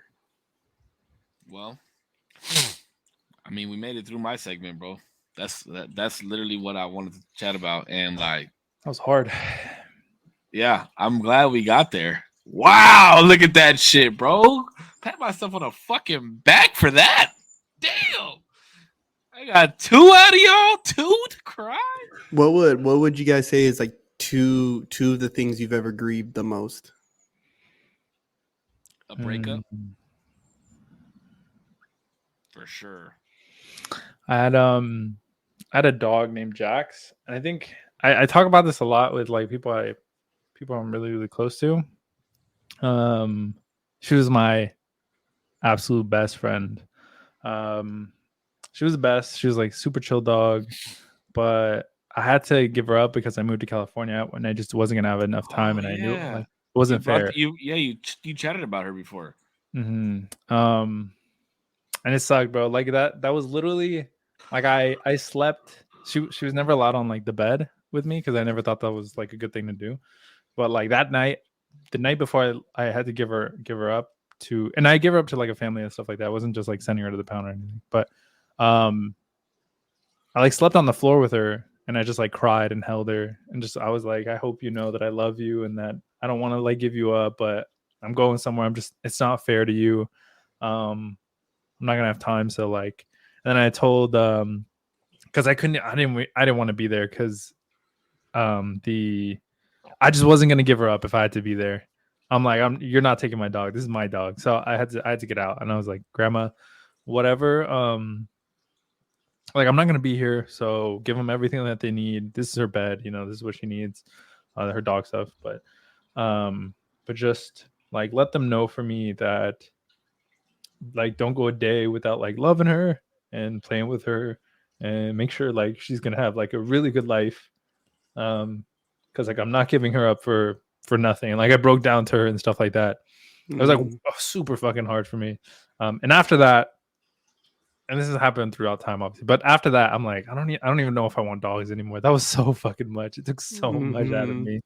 I don't even know if I want another dog for like a long time, if ever, but like a long time. I feel that, bro, because once Oscar goes, I'm stuck with this bitch, and it's funny because it's like an ongoing thing, especially like throughout rolled out throughout my streams, bro. Like people have always heard me scream Mila's name, and it's gonna be like a sad day when she goes, but it's gonna be even sadder when Oscar goes because Coda was supposed to be the last one, bro. He was supposed to be the one that made it through both of them and was gonna have cataracts, and I had to like carry him outside to piss and shit, and he fucking died first, a little cocksucker. But yeah, like once Oscar goes, I don't know, man. It's gonna be weird because I'm only gonna have one dog in my house. I've had 3 dogs in my house since I've been 20. So for the last 11 years, I've had 3 dogs. And like as they go 1 by 1, 2 by 2, 3 by 3, but once my house is empty, because Mila, like Oscar, to be honest, he'll probably be gone by the end of the year, bro. He's not doing so hot. And he's old. And Mila, yeah, you bitch. She's got at least a solid 2 years on her. Her teeth are coming out, and she's just old, but she's still like a puppy. It's funny. But like by that time, Peanut will be like 7, right? And his mom doesn't want any pets. He can't just keep having fucking fish. So it's like I just want to get one big dog for him to have. But it goes back to what we know the beauty of life and death is, and receiving unconditional love from a dog is. You know what I mean? And that's the beauty of it. Like they can't say goodbye to us,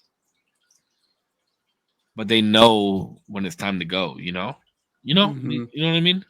But in a weird part is that we all say that they know when to go, or they know when they're going, right? Like dogs will go like sneak away and go die. Dude, I promise you, Coda waited one more night to die.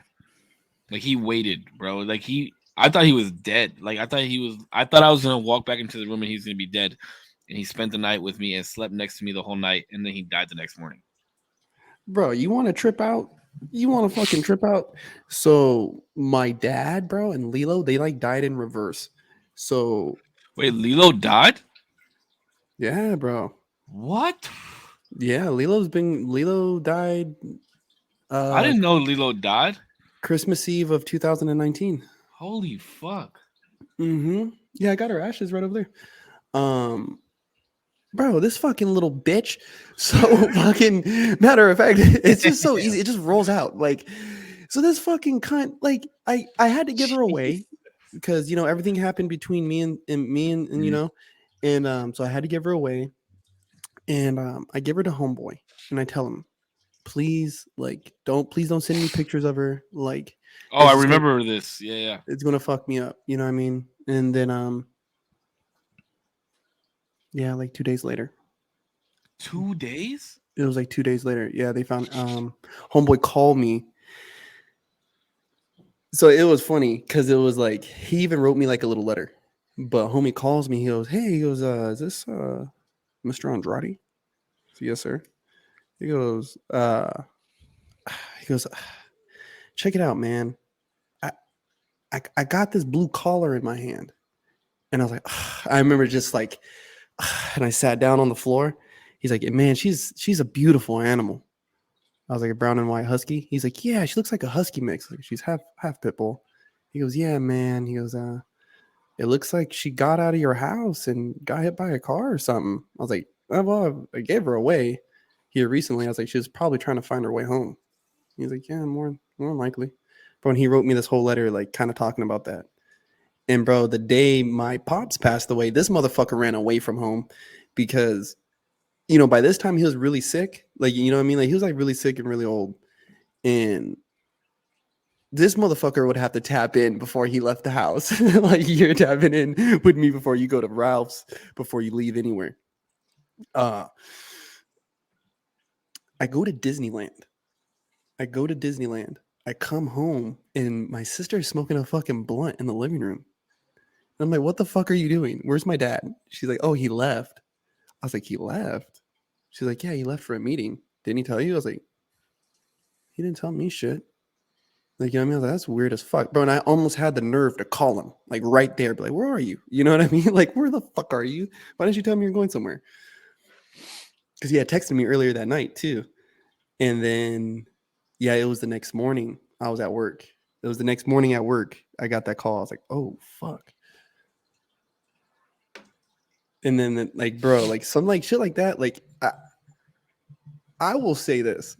One of the most popular podcasts that I've ever done has been on a loss of a parent, because that shit's nuts. Like that shit is like any like parental figure, whether it's your mom, dad, grandma, grandpa, auntie, uncle, whoever the fuck it is that you look at as a parental figure, that should be nuts. That should be nuts. And that's something I think, yeah, I think that's been like one of the toughest ones. Grieving a relationship was definitely one. You know, and I thank you. There's been like 2 really hard relationships for me that I've grieved, and it's crazy because both of the first one. Salud. Thank you. The first one, I didn't even realize I was grieving, bro.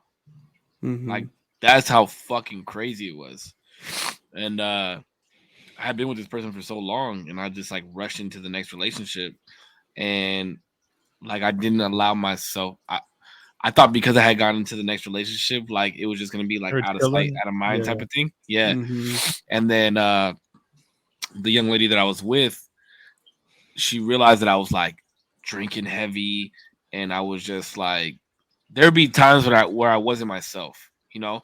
And it's not like I pride myself on being the person that I am on this podcast, the person that I am when you meet me. Like that's who I am all the time.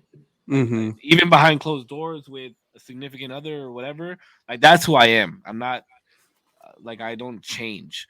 And she would tell me that she would see like a little change in me, and that I would be not necessarily like angry in a sense of like being a dickhead, but just like a different energy, like a different vibe for me.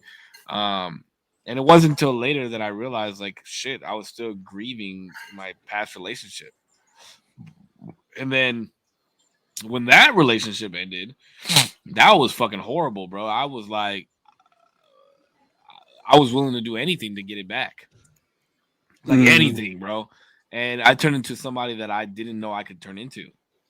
And it was, I had to take a step back and be like, damn, what was it? Like, what was it that was pushing me to this point? And honestly, like, I loved the young lady. Like, she was an awesome person. But I realized that it was because I had never been alone before. And I realized that I was scared to be alone. Like I was genuinely scared to be alone. But now, like, I love being alone. Not that I love being alone, but you know, like, I liked having my own space. I like not really having to, you know, respond to anybody's shit, not having to answer to anybody. And whatever partner comes in the future, right, when we decide to actually have a partnership, they got like we have to understand it is what it is, like from each other. Like, do your shit. Let me do my shit. Let's be together, but do your shit and let me do my shit. You know what I mean? Not like what I don't mean like let me do my shit by like go out and be a hoe and shit like that. Because you know, I can't be a hoe even if I wanted to. But you know what I mean. Like let me do my fucking podcast on Tuesday. Let me play my games. Let me fucking Jordan's stupid. Let me play my games. Let me do my podcast. Like let me be with my son. Let me work. Let me do this shit, and then let's do what we do. You know what I mean? But there's a balance, right? Because if I decide to have a partnership with somebody, I have to allow time and make time for that person as well. Like that's why it's been hard, man. That's why, the whole dating shit hasn't really been for me. I've been single for quite some time now. Do you think there's a like a moment where you like what is it, like a point of no return where it's like, fuck, I've been in it too long, like I'm just gonna be by myself, fuck it. No, but I have said that like if I get to a point where I've been alone for like 5-6 years, at that point, like I might as well just wait until Peanut's 18 and then just go travel the world and then be a hoe. Because I think men's hoe phases come later in life if we're not married. I look at it like this, right? And I was watching Harry Potter the other night. I was watching Harry Potter. Might as well be gay like Dumbledore, right? Let's just check me out, bro. At the end, he tells he tells Lucius, he goes, "Don't you see? The boy will seek me out." And in the book about Voldemort, right? Yeah. So, and then even in the books, like the way he says it, like he'll come to find me, right? And like in the book, like it's explaining like to end this situation, Harry's got to go find him. He's got to go meet him, right, head on. And it's like now considering everything, I was just telling the homies this, like everything I learned from this past when I was in is I see how far I'm willing to go for somebody, like really, like on a whole new level, like grown man putt shit, choir, dog. Grown man putt shit, right? How far I'm really willing to go, and that's cool. Like it just didn't land in the right spot, right? So now I got to know that somebody is willing to go that far too before I even entertain any shit. Like, you know what I mean? And yeah, like if these girls better tie me down before I'm 40, because when Elijah hits 18, I'm out. But don't you think, okay, when you say these girls better go that far for me, right? Mm-hmm. But like you getting to the point where you had to go that far was because you were pushed to a certain limit to have to go that far. Mm-hmm. So are you saying that you're going to push somebody to that limit to go that far for you? No, but I think that there is some telltale signs when you're talking to somebody, right, where you can already kind of see how far that rabbit hole goes about, really how down somebody is for you, right? And I think that the next time I decided to date somebody, there's going to be a longer, much, much longer and thorough courting process. What do you think? Well, that's one. I think that should be given. No, I'm saying like 3 to 6 months of a fucking process at least. Wait, for what? Of a like courting somebody, like dating and like getting to know somebody. At this point, I'm thinking it's got to be 3 to 6 months worth of it, bro. Yeah. Especially when you have a kid and shit. Fuck yeah, bro. We ain't going on 3 dates and you suddenly become my girlfriend. It doesn't work like that. Yeah, that 3-date rule's out, bro. And like a lot of this shit is just, it's out, bro. Like if I'm really not feeling reciprocity, you know what I'm saying, off rip, then I'm just cool. Like, yeah, I'm gonna give shit time to develop. You know what I mean? But we fucking grown out here.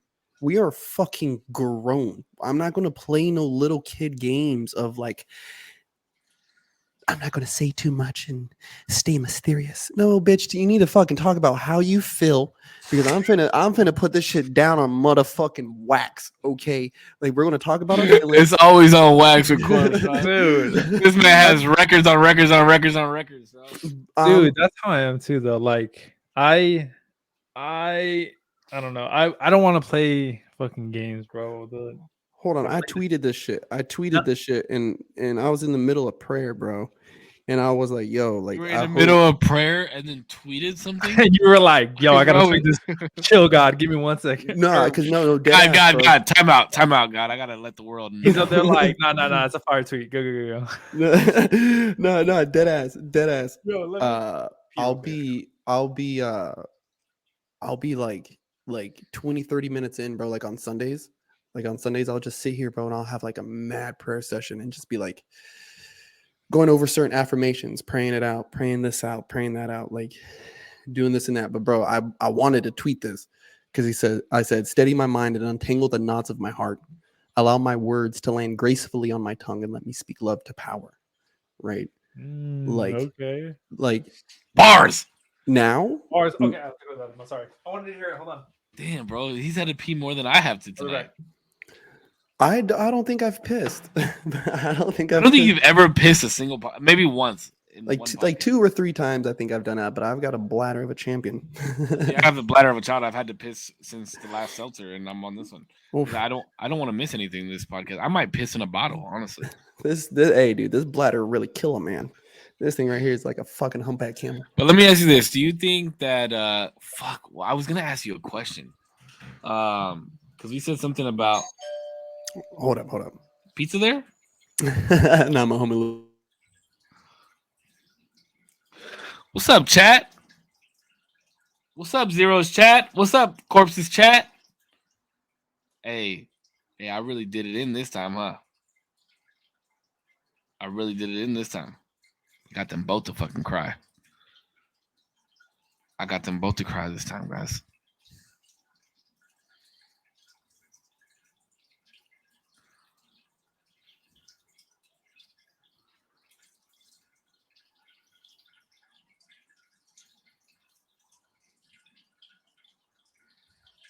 I don't cry.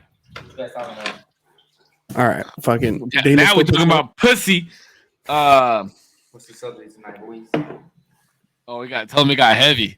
Hold on. Tell him it got heavy. It got heavy. I hella have done a number. Where my tears at? I've cried enough. I cry a lot. I do cry a lot. I think it's okay for grown men to cry.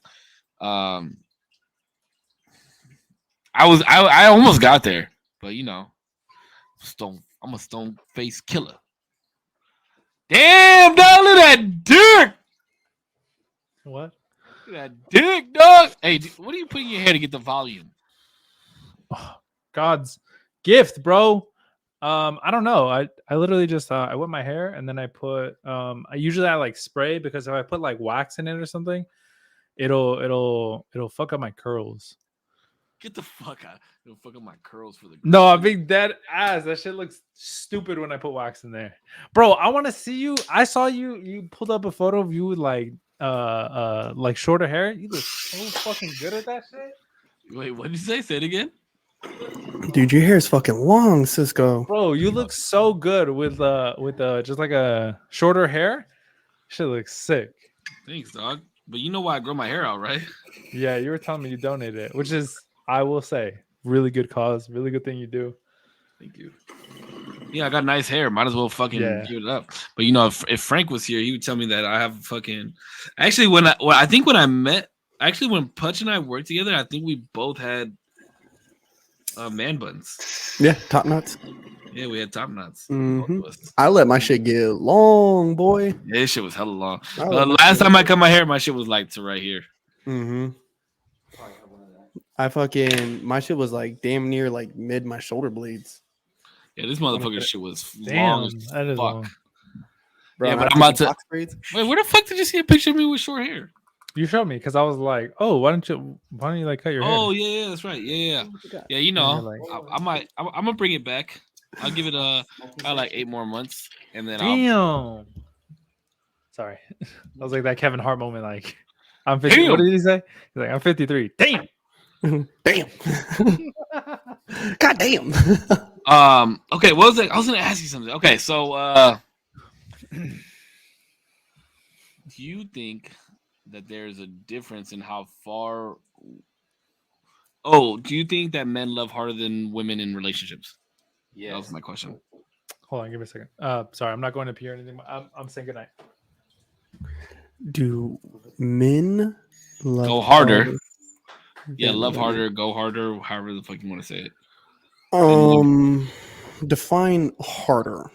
Well, when you we'll say your last we'll call it a relationship, okay? Mhm.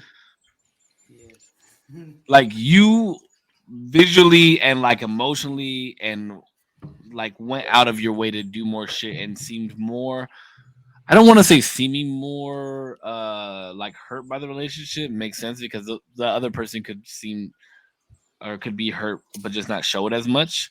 But like, do you feel like fuck, how can I explain this? Can you help me, D? Help me What? explain this. Do you feel like men love harder in relationships and go harder in relationships than women do? I think he's trying to say like invest more. Do they invest more? Mm, Yeah, okay, yeah, that's better. Invest. Yeah, yeah, that? yeah. Well, I think like those are two different questions though, because like, I No, think I don't. So I kind of see where you're going at, and like, I don't think so. I think that's more of a I think that's more of like a person to person thing in consideration to gender thing. You Because don't I've think had overall majority?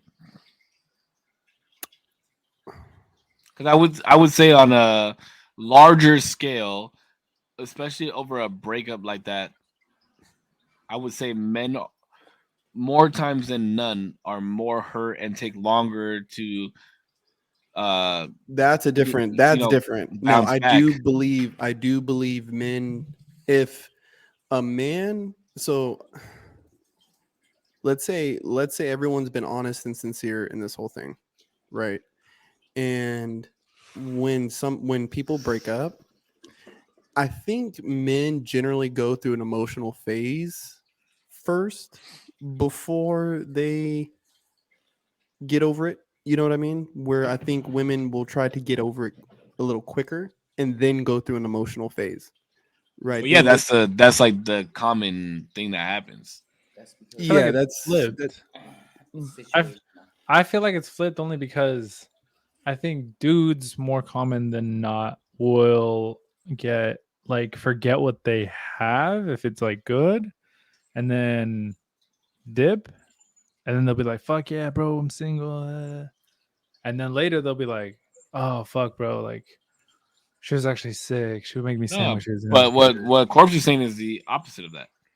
Oh, I thought I heard that No, no, men no. would go through an Women do emotional that. phase Women first. do that. Women are the ones essentially who do that. They're like, "Oh yeah, single, woo," and then Oh, they're see, like, that's what I'm saying. My experience, "Oh I've fuck!" seen Like, like I imagine I feel like the feeling is like men do that more of really? like I I think mean, so. I did that. I did it. I won't lie. I was with this girl for like 2 years, bro, when I first moved out here.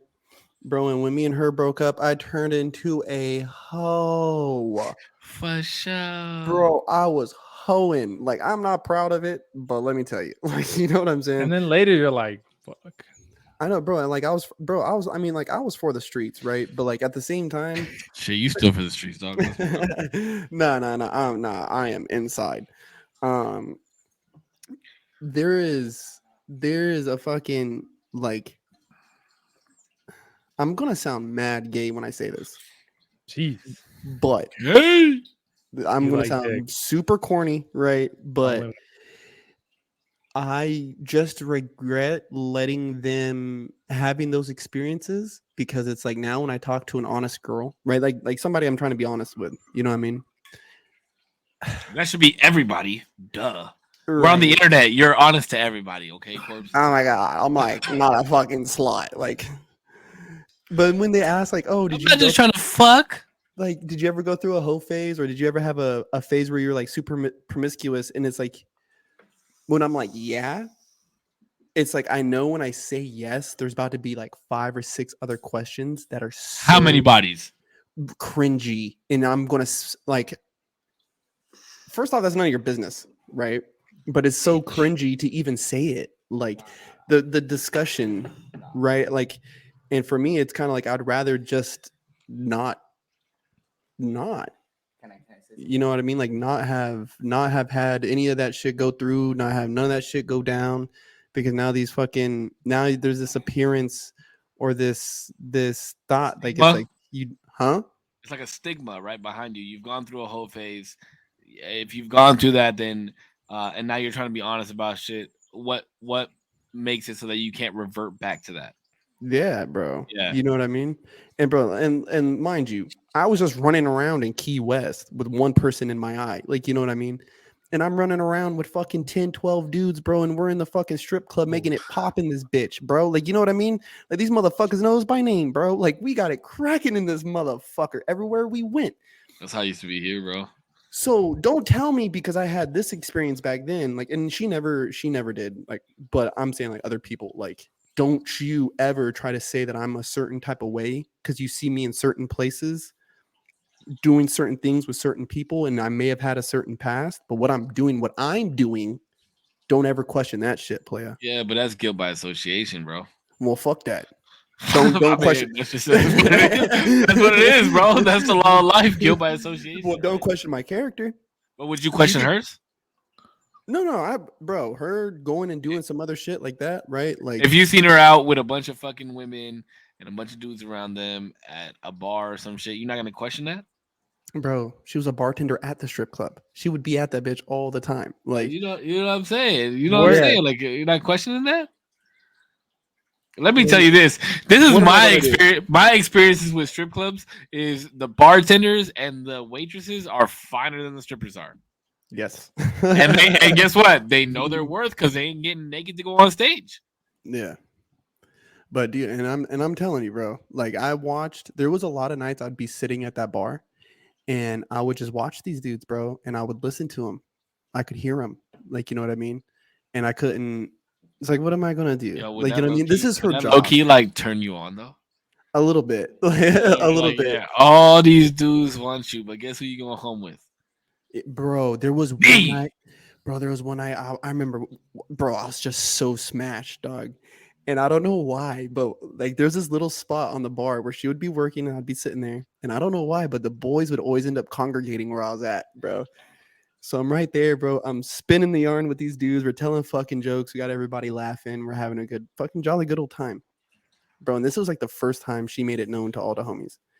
She leaned over and she said some shit from across the bar. Like, I don't want to repeat it, but everyone was like, you gotta say what the fuck she said. What the bro, fuck she said? like we're all like this. Everyone goes, damn. I was like, yeah, like, hey, yeah, motherfuckers, chill What out. did she Like, say? She was gonna fucking like gargle your fucking nut or what? she said some Jesus crazy, bro. She said some Christ. crazy shit. and What'd I she was- say? Of course, you gotta tell me what she said, bro. You gotta say it, bro. You gotta Nobody put it knows in who this the- girl is. Just say what she said, gotta- bro. You gotta put it in the Discord, and then everybody who's not in the fucking Discord can go suck my ass. All right, you have to Yeah, go there join you the go. Discord to find out. Oh my god. Oh, but I'm not gonna say that shit. But now that I'm getting older though, like I want shit like that, bro. Like if I'm dating somebody, I want to go out to the fucking club and pretend like we're different people and shit. Like I'm not saying like I want to bring somebody else in the bedroom type thing, but like you know, I want to do fun shit like that. I want to fucking go to Vegas and I want to like pretend that we're two different people and we're meeting at the fucking blackjack table for the first time, and you know this is Betsy Lou from fucking Arkansas, and you know I'm fucking Ramon Hidalgo from fucking Guadalajara or some shit like that. You know, and like that shit is entertaining to me. bro, I remember Can y'all Like, tell I right- like role playing in the bedroom or I what? was gonna say like role playing. Yeah, it just reminded me of. Did you guys see Modern Family? Nah, I never watched that show. I've I'm never pissed watched off. There's a part in Modern Family where the husband is like a dorky, like kind of like awkward dude, and then the wife is like like a little bit more, I guess, high strung in a different way. You know what I mean? But they let loose sometimes, whatever. But the husband is obviously still like awkward and like dorky. So when they try to role play, he's like super fucking awkward about it. And she's like, "Bro, just chill. Like, just be suave." And then he's like, "So I'm trying to get in your panties." And she's like, "Bro, like not like that. Like Jesus." And I just think of that when I think of like role playing in the bedroom. yeah, role playing is like it's one thing, you know, but I don't know. When I go out, like bro, even when I was there, like, and I would be at the bar, like she's working. So I would put my tab down with her, but I would fucking go here, bounce over here. I'd end up a quarter mile down the fucking street with my credit card still in the bar and wander my ass back. Like, you know what I mean? like I never felt like I was policed or like had to be around them. Fuck that. I can't have that kind of relationship or that kind of space, Mila. bro. I gotta have some kind of like freedom while we're out and about. Like for sure we're walking in together and we're leaving together. But while we're in this bitch, you know, go dance with your girlfriends. Just don't be letting nobody touch you. Like, you know. Did you guys hear about Chance the Rapper? No, what happened? No, I haven't. So supposedly, I guess he had like Oh yeah, he was dancing on some girl up in like Barbados or some shit, right? yeah, and like his wife was about to divorce him. Okay. Well, Like over that, or like as it was happening. Well, I guess a video surfaced and Yeah, went like but he uber was viral. like he was grinding the fuck on this girl too, bro. like I thought- freaking. Dude, I thought you were gonna say something wild, like, dude, they got out of the club and there was poop all over his fucking van. I was like, No, "God, dude, his wife was Jesus." about to divorce him. Like, Nah, he was like grinding on her though. would you but- divorce your wife? Would Nah. you divorce your wife? But here's the thing, right? Okay, so I'm like, this was actually a thing of mine in the past because so it was like so it was a ex partner of mine and then her brother or who she considered her brother. They were like best friends, blah blah blah blah, right? No. He's gay though. Like extremely gay, and Until I know he him and I wants love some him. pussy, No. then he's straight. He's like, you know, I never really. Let me finish the story. I know that. No, he's legit gay. Like he's gay as fuck. Like he's about I'm to get just married kidding. to a I'm just dude. kidding. Like legit. And it was all fun. Like we were on a party bus and they were dancing together, right? And it was like careless fun, right? I knew that. It was just like whatever, dancing. But if you're my girl, there's no fucking way you're rubbing your ass on another dude's genitals. I don't give a fuck if they're fucking the prince of being gay. You know what I mean? And I was like, but I held it in. I didn't say anything because I knew who he was and he respected me. And it was like all in good fun type of thing. It wasn't malicious or disrespectful or anything. And I knew it wasn't, but it bothered the fuck out of me. Mm-hmm. And but yeah, like if you and I are together, you are not dancing up on nobody. No, absolutely not, dude. Are you tripping? You want to go dance? Throw your hands in the air like you just don't care. Raise the roof like Cabbage Patch type of shit. Cool. Be my fucking guest. But there is no way, not a single way that you are grinding your ass on another dude's dick ever if we're ever together. Bro, and like that's what like one thing I hate is like girls will get into this thing of like, oh, like It's just dancing. yeah, it's just dancing, you know, or oh, like bro, there's a thing to me about exclusivity. Right. And with a certain level of exclusivity, like I'll take gym pictures, right? No doubt. But when I'm in a relationship, I will not. I just won't. Like, even That's how I know that. That's how I know by looking at your story if you single or not, bro. Yeah, bro. I just think This it's like, motherfucker being there ripped in the gym, dog. Just I was about to getting it say, how in. does that feel, bro? Because I'm trying to work there, but I'm not there. I've never been, and I want to be. Then working you'll on do it. rooftops. Huh? If you want to be it, then you will be it. You just I got to know. keep wanting to be it. I'm getting my food right. I'm going to the gym more, at least 3 times a week. Okay. Oh, you gotta up those numbers though, baby. Now I gotta start slow because if I don't, I'm gonna fucking be like, nah, fuck that. Time over tension, right? Muscle. What is it? Mind muscle connections. Yeah, start low weight, easy reps. Make sure you make that Mhm. connection. Yeah. You know what you don't know, and you know what you can't lift, right? Like, Mhm. Yeah, don't be so- ego lifting. I was doing Yeah. that this last time in the gym. I was like, I know this is a fucking low number, and last time I know I was doing like higher, and I'm like, but this is what I could do right now. This is like Yeah, good become- reps. These are good. Bro, fucking let me reps. tell you, when I was like yoked, I was doing like shoulder presses, like 120 shoulder presses. Now I'd be lucky if I could do 30. Yeah, bro. It's humbling when you go from like Fuck yeah. shit like that. Bro, I'm like 195 right now, like pure fat from drinking so much. I was 187, like ripped. I was eating 6 times a day type shit, bro. Damn. I never showed you a picture. I think you did, but I didn't know you 6. That too. I'm figuring out my food, and I want to like start because I know you were showing me that you were meal prepping, save, and I want to like start cooking lunch. I made Because right now, fire ass meal preps, bro. I make fire meal preps. Right now, I'm doing my weight loss thing that I did, and they're just like sandwiches. But I'm like, fuck, this is lame, bro. I need like food. I'm telling you, like I'm about to give you the chicken recipe. I'm giving everybody the recipe right now that listens. The shit that I make, right? The shit that I like, I could eat this all the time. Philly cheesesteak bowls. This is what the fuck it is. You make white rice in a rice cooker, okay? Then you get some ground turkey. You get 93% lean, 7% fat. You make that shit down. You put garlic salt, all season salt, regular salt, pepper, and then you put Worcestershire sauce. Mix that shit up. Worcestershire sauce. Then you cut up some bell peppers, cut up some mushrooms, cut up some onions, season that shit with all the same shit, the sauce and everything. And then you mix it all together. You put one slab of fat-free fucking provolone cheese on the top and mix it with 2/3 cups of rice. Mix that shit all together. Meal prep. 6 grams of meat. Or 6 ounces. My bad, not 6 grams. 6 ounces of meat. That sounds pretty good. He said that's nothing. It's like not a lot. Like, it's not a lot. Yeah, it's 6 ounces of meat, bro. Mix that shit up. That's a meal. Eat that every 3 hours. You're good to go. Wait, because the thing is, I'm like focusing. So right now, I have a sandwich. I already know how much it's going to be. I think it's somewhere in the neighborhood of like 230 calories. It's like super, super low. That's nothing. It's literally nothing. But that's what I'm saying. Like I know if I like snap back into it, I could lose a lot of weight. But I know eventually I also want to start building muscle, and that takes a lot more protein. And so I know I'm gonna have to change it up once I get Well, it takes there. a lot of right carbs now, too. You need right your carbs now, too, bro. I need to like lose all this fucking titty. You Okay. want to know my cigarette? About my cigarette? My secret? when I was at 187, like big, I was like muscular, bro.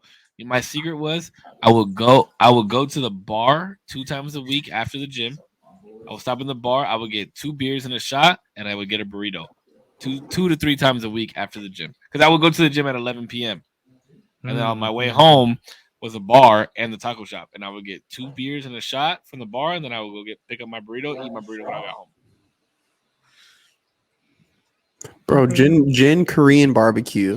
When I was going to the gym back in like 2000 and like late 2015, early 2016, bro, I was going to the gym maybe like 3 times a day, bro. And I was working at Jin Korean barbecue, bro. Really? I was eating there twice a day, and so I was just eating potato salad and fucking slabs of fucking beef tongue and beef belly, bro, just smashing, dude. And I was rocking like at like 155, like 150, 155 area. And it's like just solid, like just like a solid fucking rock. I had got to 160 while I was in Florida. But I was drinking like a bunch of protein shakes and shit, and I don't want to be doing that. Yeah, protein shakes. I mean, I make overnight oats right now for like morning, especially because I get up, I have to be there so early. I get there at like 6. So I'm like, fuck, I don't want to like make anything. So I make overnight oats and I put like protein in there. I use almond milk for like the lowest amount of calories. I used to use what is it, like fat free or like 0 calorie sugar free yogurt, whatever, or Greek yogurt, I think it is. Yeah, the Greek yogurt. I would recommend not putting protein in it, because you're literally going to work to sit down. And what people don't understand is you're probably using whey protein as well. And so when you go and you eat protein and then you sit down, that protein is not going to any of your muscles because you're not doing anything. So it just turns into fat. So what's the best for like, I guess, recuperation? Because the reason I did it was because usually I'd be sore from like some gym session that I just did. Yeah, you would take your recuperation after the gym. So like amino acids, any type of BCAAs, shit like that. Yeah, you need to have that consumed in a time span for it to really work as like a, because your muscles don't stay ripped. What you feel the next day is your muscles healing from being ripped. So like when you rip your muscles from working out, you need to feed them while they're ripped, and like while you still have that pump going. So you take that's when you take like creatine, BCAAs, amino acids, things of that nature, so that it feeds your fucking muscles. And then your recuperation starts after that, because your muscles are healing. That's why you are sore the next day, because your muscles are in that healing process.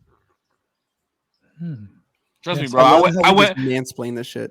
bro. I went from 187, and then I was like, I wonder what my body could do, and I went all the way down to 170, and I looked like I had like a fucking runner's body with no six pack, and then I went back up to 185, and then I got fat because COVID happened and the gyms were closed. Yeah, bro. But I was in the best shape of my life. I can't wait to be back there. Like I wish I could. I wish the gym, the 24-hour fitness by my house was 24 hours because I would go when I used to go. I'd be Wait, what? ripped. That Is it a 24-hour gym? That'd be I was about to It was a 24-hour fitness, and because of COVID, they changed their fucking hours, so they're not 24 hours anymore. Oh, that's There's only two. There's only like 2 or 3 24-hour fitnesses in all of San Diego that are 24 hours truly. That's a fucking scam. Yeah, facts, bro. I literally live within like 4 minutes walking distance from a 24-hour fitness. Dang, you just run there, get a quick little just warm up, Exactly. Yeah, little warm up jog. and then Exactly. just That's what I start. used to do before COVID. Yeah, that'd be sick. I used to run a lot more, but Fuck running. Dude. I can't do that shit. It's just hard. I It's can't just- anymore. it's just fun because you get into that motivate. And my cousin actually just got into it too, so we're kind of bonding over it the other day. And I was like, bro, deadass. I used to put in some like Jordan Peterson, like dig deep, like not dig deep, but like you can do so much more than you don't understand. And that would get me through the last fucking little bit. I'm like, should be Yeah. fun. That shit was fun. Bro, there was a minute where I was running like 3 miles a day, bro. Yeah. And Fuck that. I could never. Took me Bro. 30 minutes. bro, I'm telling you, hitting like 7:15, 7:20 on Wait. the fucking miles, bro. Like, you know Fuck what I mean? that. On a treadmill or like free That's run? fast. On a Free run treadmill. On a treadmill. Really? See, one, I can't run that long. 2, during COVID, I try to go on runs. Like my boy Gabe and I, who's gonna be on the show next week, he started doing like this. He was training for a marathon, and so I was like, "Fuck it, I'll start like running with you." But like I'll do because we had this app that would like show how much we traveled because I would do like lots of walks. I would walk like 3 miles a day, and then so I decided that I was gonna go for a run one day, and then I'm like running out of my neighborhood and onto the street, and like all these people are looking at me, and then I realized like, bro, you can't run like that in the hood because then people think that there's something wrong, like something's going on. Oh But man, it also takes a lot of time too. Like it takes a lot of time for me to build up to like that, like 3 miles a day I was doing. I never focused on like being the fastest, so I think I did like a 10-minute mile every time. So it took me like half an hour to do, but it was mostly just like the mental of like getting over the pain and just like running through it. That shit was like the best. That yeah, but felt 10-minute miles are straight though, bro. they're all right. But yeah, I was never trying to be like I gotta get quicker. I was just like I just gotta get it done. Like that's just I just wanted to get it done. Dude, no fucking lie. Elijah's mom is fast as fuck. Like she was fast as hell, dude. And I just remember thinking like, and it was weird because like, of course I was a better dancer than her, but it was weird. It was weird because it was like I was a better dancer. Of course I was. But dude, I mean, like just watching her run, I was like, damn, like she's good. Like she's like it just looks smooth, like what she's Bro, doing. I remember one time when I was in Oxnard, Peanut's mom thought she could beat me in a race. I'll never forget. Like I took my work shirt off and I was wearing slacks, and then I was in dress shoes, and they said go, and I started running, and I was like killing her, and then all of a sudden, like because I run with my hands open like this, my thumb got stuck in my my pants pocket, and when I went to like extend, the whole side of my pants fucking ripped. Wow. Oh damn! What the fuck? Oh, but yeah, dude, Sid like taught me like how to like use my arms to run, like how like there should be a flow of movement, like all this shit. She's like, you seem so stiff, like when you're running. So Dude, like, there's so much that goes into running, like the way you tilt forward, where your placement of like your footing and everything. mhm. Yeah, how you use your whole foot. Yeah, and, like, yeah, push yeah. off with Yeah, your use your toes and whole shit. foot. Yeah. It's bad, but it's gotten hard for me to run. Like my knees can't take it. My knees are fucked. My ankles fucked from skating. My lungs are fucked from fucking smoking. My liver's bad from drinking. I'm just getting to that age, bro. But like I ever since I fucked my ankle up from skating, like I had not been able to run. Like I could probably like do a quick sprint, but yeah, man, the weather fucks me up. Like my shit will get very swollen when it's cold. It's bad. I miss skating though, bro. If there's one thing that I ever regret not continuing, it's definitely skating. Mhm. I miss that shit, man. I was so fucking dope. Bro, honestly, like one thing I wish I would have really followed was photography. Like I got into it a little bit when I was younger. And I remember we had like a school project like 8th grade to take pictures.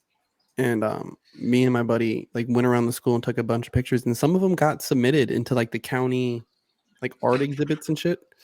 Some of them got submitted, and it was really cool. And so like I remember like um that early validation, I guess. Like having tried it just for the first time and being very validated for what I thought was cool, like, you know what I mean, or what I thought was artistic. To have that really early on was really inspiring. And I do like I try to take like artsy photos when I do take photos on Instagram and shit, but whatever. Yeah, I can't. I try to get into photography too when I was doing graffiti mostly. Um, honestly, I have this like cool idea for like a film of just somebody following a graffiti artist for the night but there's no words. Like there's never words exchanged between the whoever's filming and the artist, and they just follow them like go to these certain places so that you can see how and what like graffiti artists see. I've always wanted to do it, like since I was like 19 or 20. Bro, that would be sick. Just And it's filmed in black and white. Oh, that would be sick as fuck. Bro, and it's just sick too because so many people like I've climbed the side of freeways, I've climbed the side of buildings, blah blah blah. So it's like people ask, like, how did they get up there? It's like, motherfucker, they climbed. Like, what do you mean? How did they get up there? There's shit that they made, and it helped them climb the side of this thing, dude. Or like, you wouldn't believe. There's like little shit that I see on the side of a building. I'm like, damn, that building is very easy to get up. Yeah, I mean, I probably couldn't do it now. I mean, I might, but I probably can do it now. But like yeah, that dumpster to that electrical box, all I got to do is just jump and grab the ledge, and I'm up. Like, yeah, or like look at the way the poles are separated from the wall just a little bit. Like you can just put your feet on the wall and like shimmy up with your hands. That type of shit. Bro, there was a minute. Bro. I mean, dude, there was a minute when I was like 18. I remember my like whole paycheck would go to fucking getting cans and shit. And Do you spend money on paint? I never spend money. I would only spend money on paint if I was going to like do an actual production for somebody or like go like do an actual production. But I would never buy paint. Bro, Montana cans, dude, streaks, this, that, and the third. Bro, we were coming up tips. And I just remember you give me pocket can, pocket yes, Montana can. I still have the. How would you get your cans? I was stealing. Oh, gee. I would paint pens, paint markers, all the shit that we did to like paint canvases, like the one I have up here. Before they locked the doors at fucking Target and shit. Before they locked the doors at fucking Walmart, like, dude, you could just grab them just by the armful. I would throw them in my bag. We'll walk out, or if we ever did pay for them, like if we got Krylon cans and shit. Krylon cans were like $4 a piece, but they had 99-cent cans. So what we would do is we would like just take X-Acto knives and cut the barcodes off of the dollar cans, and we would stick them on the Krylon one. So we would pay $1 for $4 cans. But I always keep this near just in case I like ever get the inkling to go out at like 2 a.m. because I can't sleep and catch a couple tags. Bro, there's a couple spots I still cruise by, dude, and I'm like, dude, like I had a spot rocking, like there was a light pole, and you can fucking like you can easily see where it's a ladder, bro. Like you grab the meter where it has like the crosswalk meter, grab it, climb it, then you're on the street light, climb the street light, and then you can grab the pole and stand on top of the fucking street light and catch the fucking pole, dude. And I have one still rocking in Oxnard from fucking 2012. Damn. It's been there 11 years, bro. And I've been having the itch to get back out in the city just one more fucking time. Just Zero, one have I more. ever shown you my any of my art? You I don't did. think so. You Did did. you? You showed me some stuff. You showed me some stuff way back. I'll post Wait. some shit in the Discord real quick. Oh, okay. I thought you were gonna show it to the camera, but I got you. See, everybody who's not in the Discord gotta fucking join the Discord. If I Okay. can find any, let me see. I had like a whole bunch before. But yeah, bro, we used to just fucking paint like crazy, dog. I got paid a couple times to do some shit. Let's see. You haven't even touched it, bro. He's peer pressuring me. Oh shit. Your boy was low key artistic, bro. Dog, We were that doing, shit like, looks sick. Full productions. Dude, I can't even imagine. But it was tight because that blue and light blue piece that I sent, like Yeah. that piece, I actually got paid to do that one. Oh my god. How do you get like do you guys use stencils or anything? No, okay, that's a funny story. So I'll never forget. We went to go paint one time, me and my boy. I'm not gonna say who it was because if he ever listens to this, he'll hate that I'm telling this fucking story. And so you practice getting your lines like that, and it's a lot of painting over with different colors and shit. And I remember we were painting one time, and he pulls out this piece of cardboard, and I'm like jamming, listening to music, and I'm painting, and I look over, and I see him with this like piece of cardboard, like painting his lines. I was like, "Yo, what the fuck are you doing?" He's like, "Oh, I'm like getting my lines straight." I'm like, "Man, if you don't put that fucking piece of cardboard down and learn how to get your lines straight, like what the fuck are you doing?" You know, that shit was funny. It was fucking hilarious. That's probably what I would do if I'd be like, bro, what? I could just do this. No, that's cheating. Yeah, that's always been considered cheating. That's cheating, bro.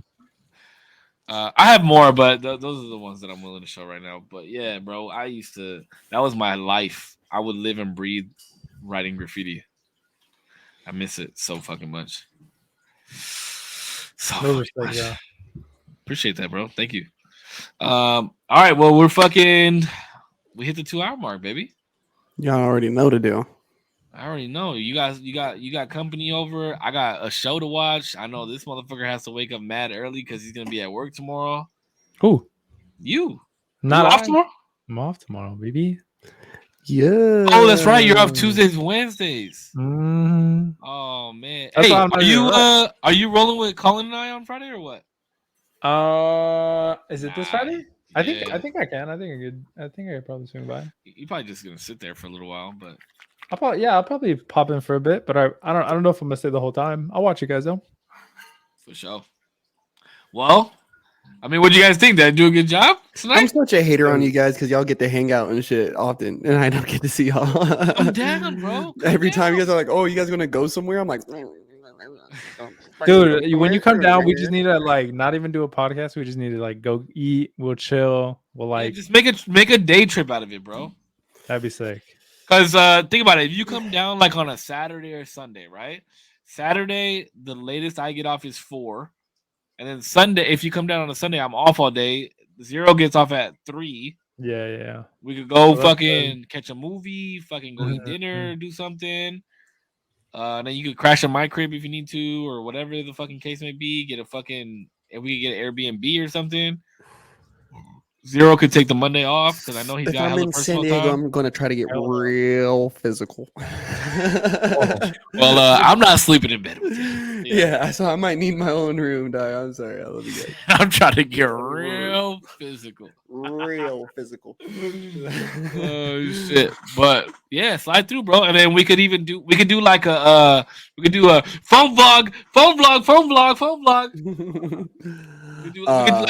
a vlog for the day, and that would give us content to post on each other's channels.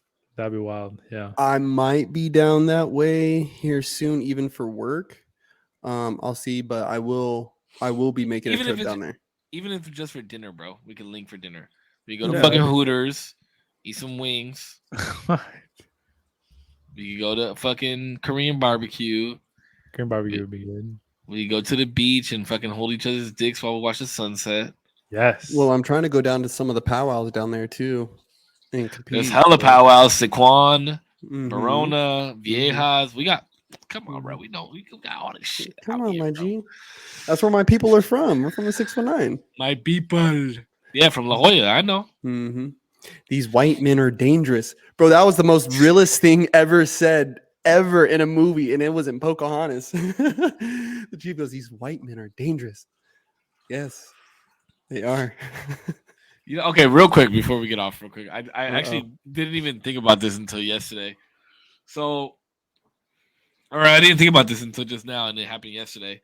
So my sister-in-law, she gauges people's Mexicanness off of their characteristics. Right? Like, so she considers herself more Mexican than I am because she speaks more fluent Spanish than I do, and she cooks Mexican food, and both her parents are Mexican, so she considers herself more Mexican than I am, which drives me absolutely fucking crazy because, like, what the fuck? Like, I'm Mexican, motherfucker. You know, like, my dad is from Mexico. I speak Spanish. I know how to read and write in Spanish. I'm Mexican. I'm Mexican American. But anyway, so we were having this conversation yesterday in front of my dad, who's an immigrant. My dad is an immigrant. He has his residency. He's not a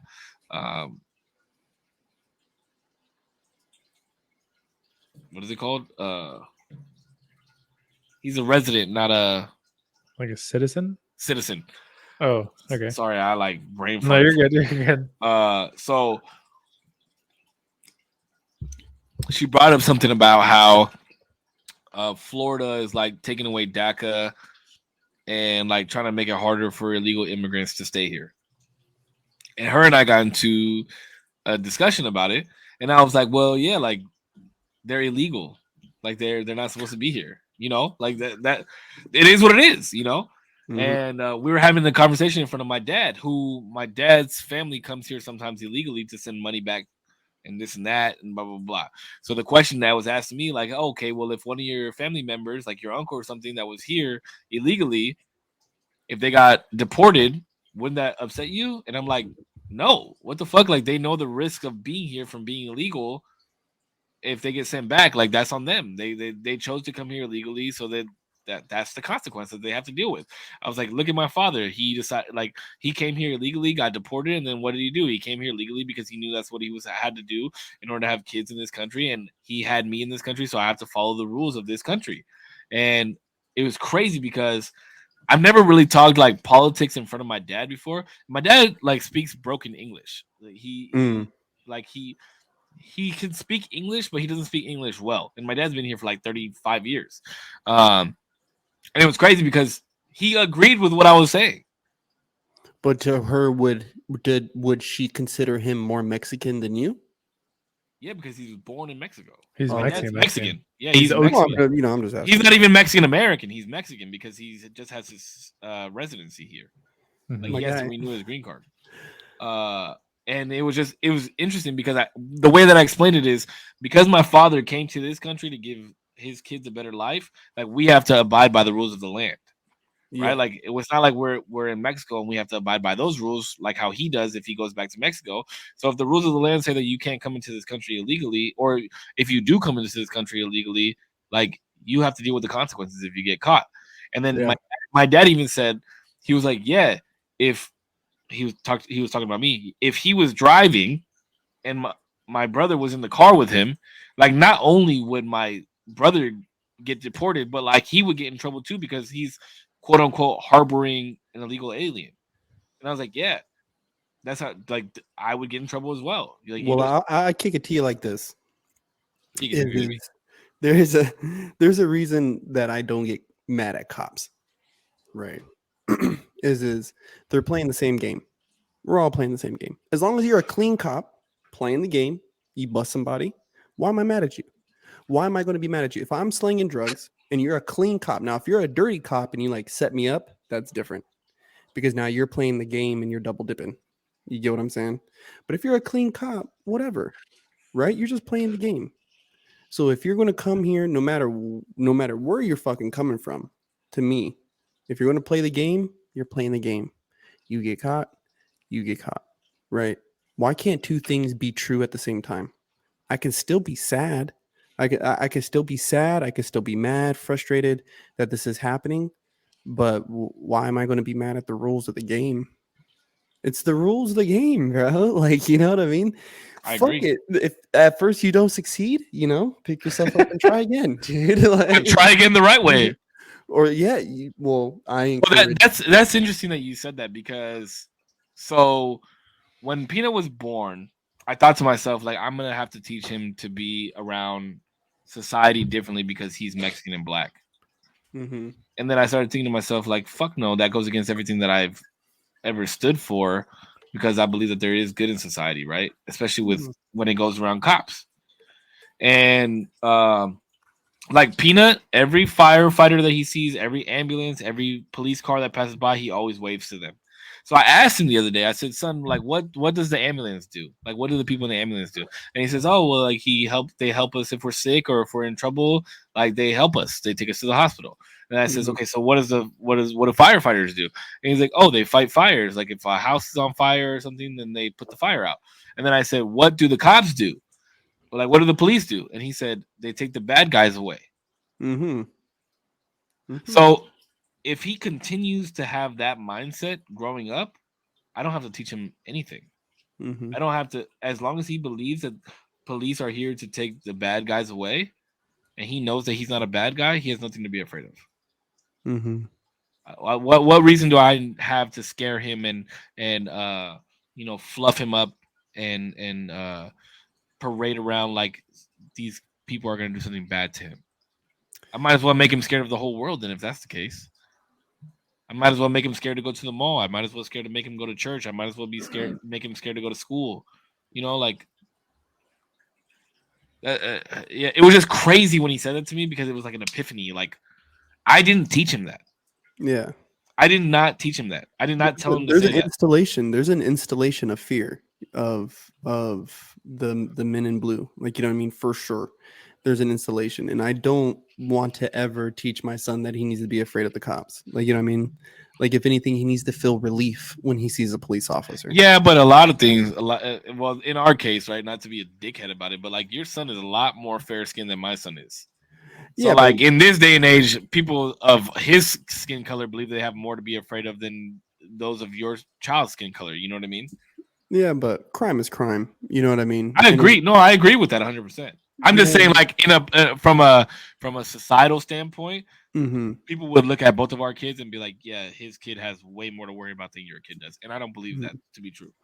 See, and even like so my sister, right? My sister Emma has two kids who are fairly dark skinned, right? Because her boyfriend is black. And I think he's like part native, but for sure, you know what I mean? And she has a strong stance about her whole thing with police brutality and all this stuff. But at the same time, if I could ever tell her something on the back end, it's always just don't teach your kids to be scared of them, right? Like, we need to teach these kids that there's just people who make mistakes, right? Like, they make mistakes all the time, right?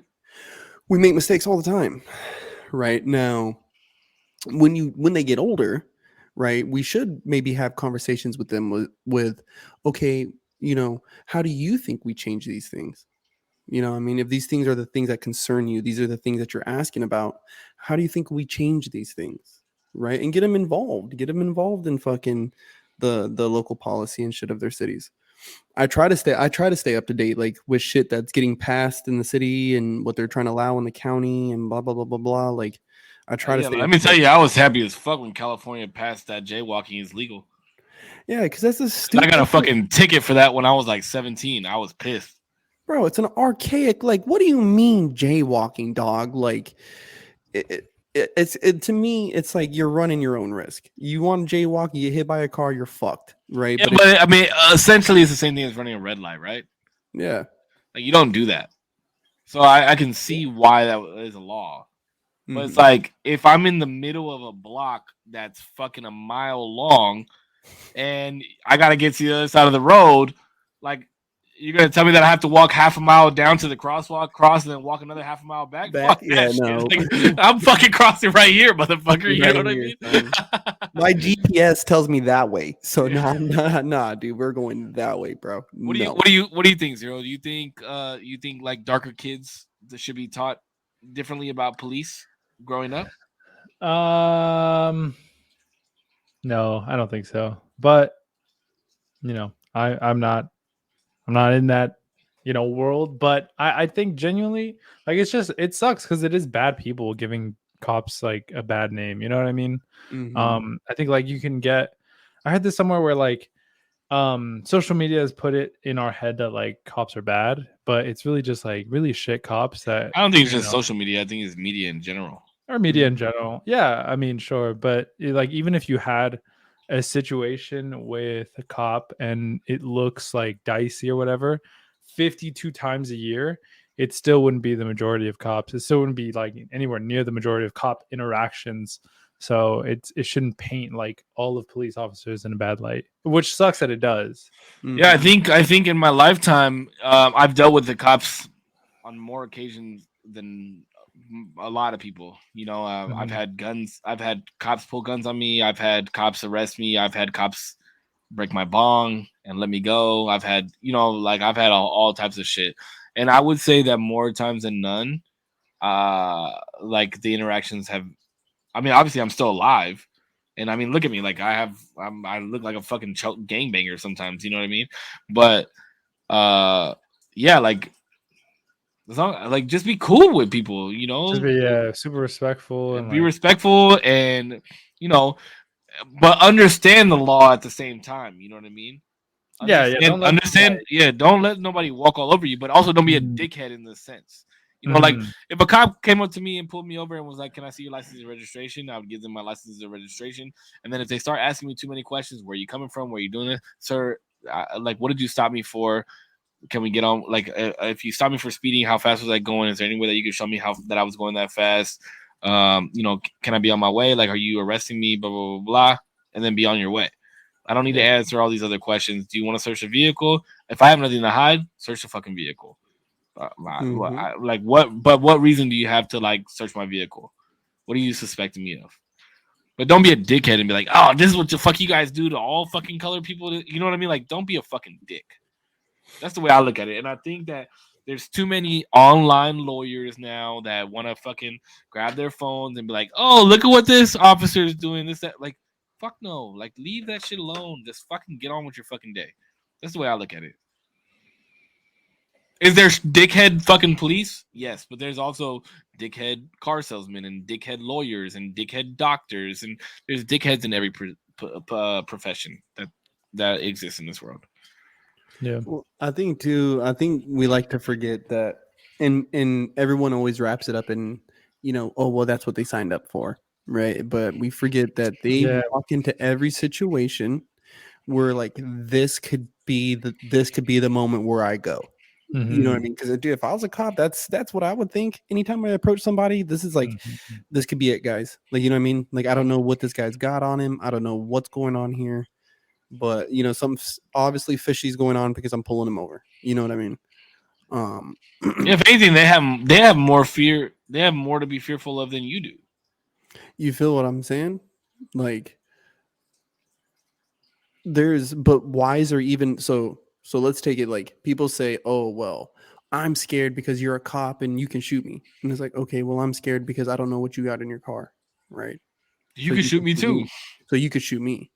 Right. And there becomes this ping pong game of, well, I'm not doing anything wrong. I only ran the red light. Well, you did something wrong. Now I have to see, and cops are trained to see past the stop, or it's called like past the stop. So they stop you because you ran the red light. But why did you run this red light? What's going on here? Where are you going so fast? That's why. Where are you going? What happened? You know what I mean? They want to see what your reactions are, how you start moving around, bro. Like that's how they pop the trunk on a fucking traffic stop. That's how they end up popping the trunk and find a fucking brick of cocaine. Like, you know what I mean? Yeah, Or but that in that same sense, I think that's why police have to go through more schooling. I think they have to go through more psychological training. I think they have to go through more psychological evaluations. I don't believe that the police are bad, but I believe that there's not enough. Uh, there's not enough Preparation. preparation for what I think that too. can happen. I don't think that the police should be defunded. I think if anything, the police should be funded more, yeah, they need to be refunded. refunded, and Yeah, be they need funded more more so that they're because at the end of the day, the police like you could hate the police all the fuck you want, but if somebody gets shot on your fucking porch, who the fuck are you calling? Not Ghostbusters. Exactly. You know what I mean? Like if somebody breaks into your crib, who you calling? So it's like there needs to be more funding so that the police can be more educated in that psychological mindset of after the stop. How did we get here? I have I no don't idea. know. Oh, we were talking about illegal immigrants with my dad. Oh Even yeah. before that, we were on a good one. That was good. What a great fucking show, bro. It was. I'm so glad that I prefaced the route of the show the way that I did because, boy, I got both of y'all emotional and like we did. I think we put on a show. Honestly, I think this was a great fucking episode. Yeah. I can't wait to see how it does, dude. I'm telling you, it was good. It was really good. I think it was a great fucking show. I'm really sad that Zero's not gonna be here next week, Bro, I am but in that same sense, I'm really glad that my boy will be filling in for him next week, and Zero will be able to like come back and watch the show and see, like, because right now I know that we all watch the shows back, right? Like I watch the shows and I listen to them back so that I have like a feeling of what it sounds like for both aspects, right? Like watching and listening. But it's gonna be cool because you'll be able to watch like mine and Korps's interaction with somebody else that's not you, and you won't have a bias because you're on the show. Does that make sense? Yeah, I won't be like, well, yeah, Zero's fucking right. What the fuck? Zero's never right. You fucking snowflake ass PC. Like, bro, why the fucking save like arguing so much? Can't you not see, bro? Can't you see? Yeah, it'll be super fun to see, and I'm gonna pop in. I'm gonna pop into your guys' stream so that way I'll be here in and out. I won't be here for the whole time probably, but I'll definitely watch present. Zero, does your family know you do this? My mom actually she watched the episode where we were arguing about balance, and she was like, bro, I was gonna comment something because I was like, what the fuck is he yelling at you? And I was like, Jesus. I was like, listen. I was like, I know we're arguing, but me and him, like, it's all love. Like, at the end of the day, we're not mad at each other and nothing. She was like, what the fuck is he yelling at you? Like, doesn't he? And I'm like, chill. Like, your mom was mad at me, huh? Mama Zero on that ass. Well, it was just like, I literally typed, I was like, whoa, Mama Bear real came out right there. Jesus. Well, Mama Zero, just know that I have a lot of love and respect for your son. And that's the reason that we keep doing this, right? Like, it's all love. Like, we it's okay to disagree. No, sometimes I just get a little loud. I think she just got like yelling, son. Oh no, this is fucking. She got primal right there, and I was like, okay, it's all good. We're chill. Well, you can show her this and just tell her that I love her. She raised a great son. Like, I got a good kid. Yeah, she did a good job with you. Yeah, but I mean that's funny. That's funny. That's what I don't think my mom or my dad knows that I do this. Maybe I'll have to have them sit down and listen to an episode. Well, Dad won't do it, but Mom. Actually, we fucking cuss too much, and my mom doesn't like when I cuss. So I hope my mom never finds this podcast. I hope she especially never, show me your dick ever. Oh, dude. Oh yeah. You show me. I want to see it. No, I hope she never finds this thing, dude. Oh my god, she'd literally watch me get obliterated. Oh yeah, 75 milligrams. Forgot about that. Bye bye. Every podcast just gets smashed right here, bro. Oh my god. Kelly said that Zero's mom's gonna PM me and fucking cuss me out. No. All right, Zero, close us out, baby. Listen, I got emotional. Corpse here got emotional. Save is just cold hearted. He didn't not get emotional not once. Nah, just like it was a really great podcast. Super good topic. Save. Hey, I that's hope thanks to y'all. That's thanks to y'all. This wasn't my topic. I don't want to take the credit. I'll take the credit for the way that I prefaced it, but I won't take credit for the topic. This was your guys' topic. I asked you guys last week if you guys would allow me to come with the topic, and you guys allowed me to. So I thank you guys for that. Mm-hmm. Yeah. I'm glad. I'm super happy how it turned out. Everybody in everybody's community, Save, Corpse, myself. I hope you enjoyed the fuck out of this episode because it was amazing. And yeah, hopefully we just another banger. What the fuck? How are we gonna bang? Next week is what? Is it Korpsx next week? Yes, sir. Yeah, and then it's you when I come back. You when you come back. Oh, you think you could just leave and come back with a topic? That's what I gotta do. You know? So, but I hope everybody enjoyed. Yeah, that's it.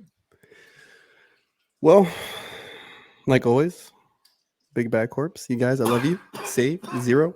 Yeah, no, good episode.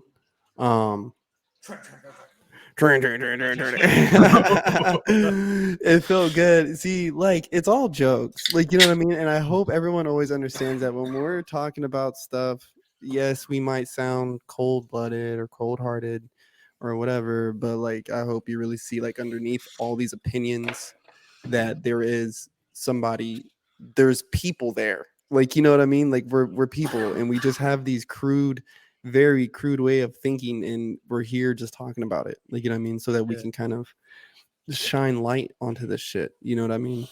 We might be wrong. We're not opposed to it. Like we're not opposed to being wrong.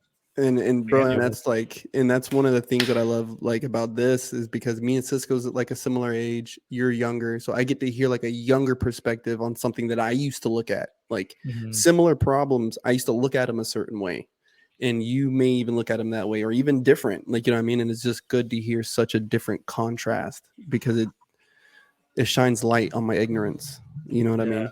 And me too. And literally, sorry, I don't mean to cut you off, but literally, like the exact same thing that you're describing happened because I remember the episode where I was talking about like marriage, and I think Cisco asked if I would ask my girlfriend's dad for her hand, and originally I said no. You did say no, and I talked to her about it, and she was like, "Well, it's not necessarily about like whether you think."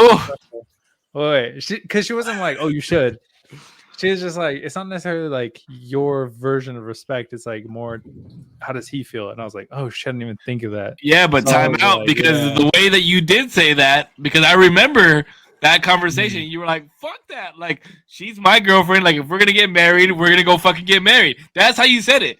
That's like you. It was like you did not give a fuck about what anybody else was gonna say. It was a decision that you were gonna make. Not like let's not go into a tangent here, but like sure, I remember that episode. Like that really stood out to me. Not that it changed like my outlook on who you are as a person, but it just made me really think like, wow, people are like do think like that now.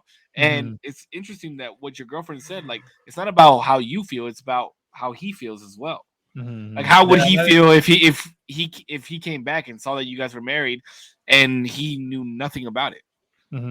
Yeah, and I thought about that and I was like, it'd probably be good to like, talk to them about it and stuff like that. And like, so you changed your mind. I did, yeah. Thank you, girlfriend. Yeah. But it was originally because of the conversation we had. That's awesome. And look how it changes our lives outside of the podcast. Bro, and I'm saying like talking points all over. I do when I do these sign outs, I do want to always say a little something where it's like, on a daily, like I've started to say things to myself like I hope that God opens the eyes of my heart so that I can see him. And in this, like with this lately, I've been thinking like open the mind, open my mind and shine light on the darkness of my ignorance, and you guys really do open up my mind. So thank you. These have been good.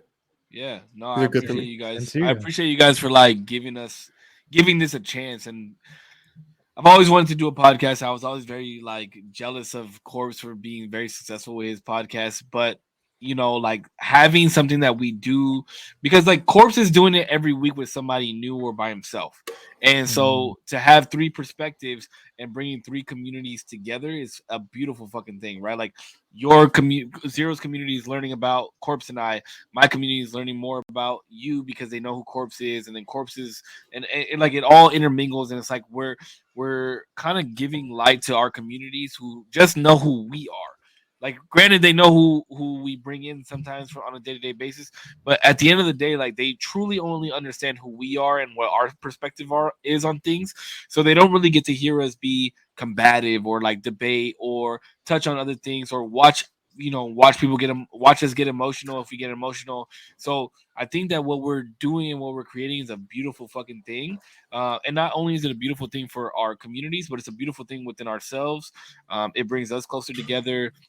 It shows the love that we have for one another. It just shows that people from different walks of life are able to sit down and just converse about different shit every week and have fun with it, enjoy themselves, but also be serious at times, also be sensitive at times, be vulnerable, and it's a fucking beautiful thing. And I've really really enjoyed doing this so far, and I can't wait for the next 50 episodes. I really can't. So in closing, I know everybody's already said their closing. So Korpsx's community, Zero's community, my community, as always, thank you guys so fucking much. This has been the usual Tuesdays. As always, you guys stay healthy, stay happy. I love you. Keep smiling, and we'll see you guys on the next one.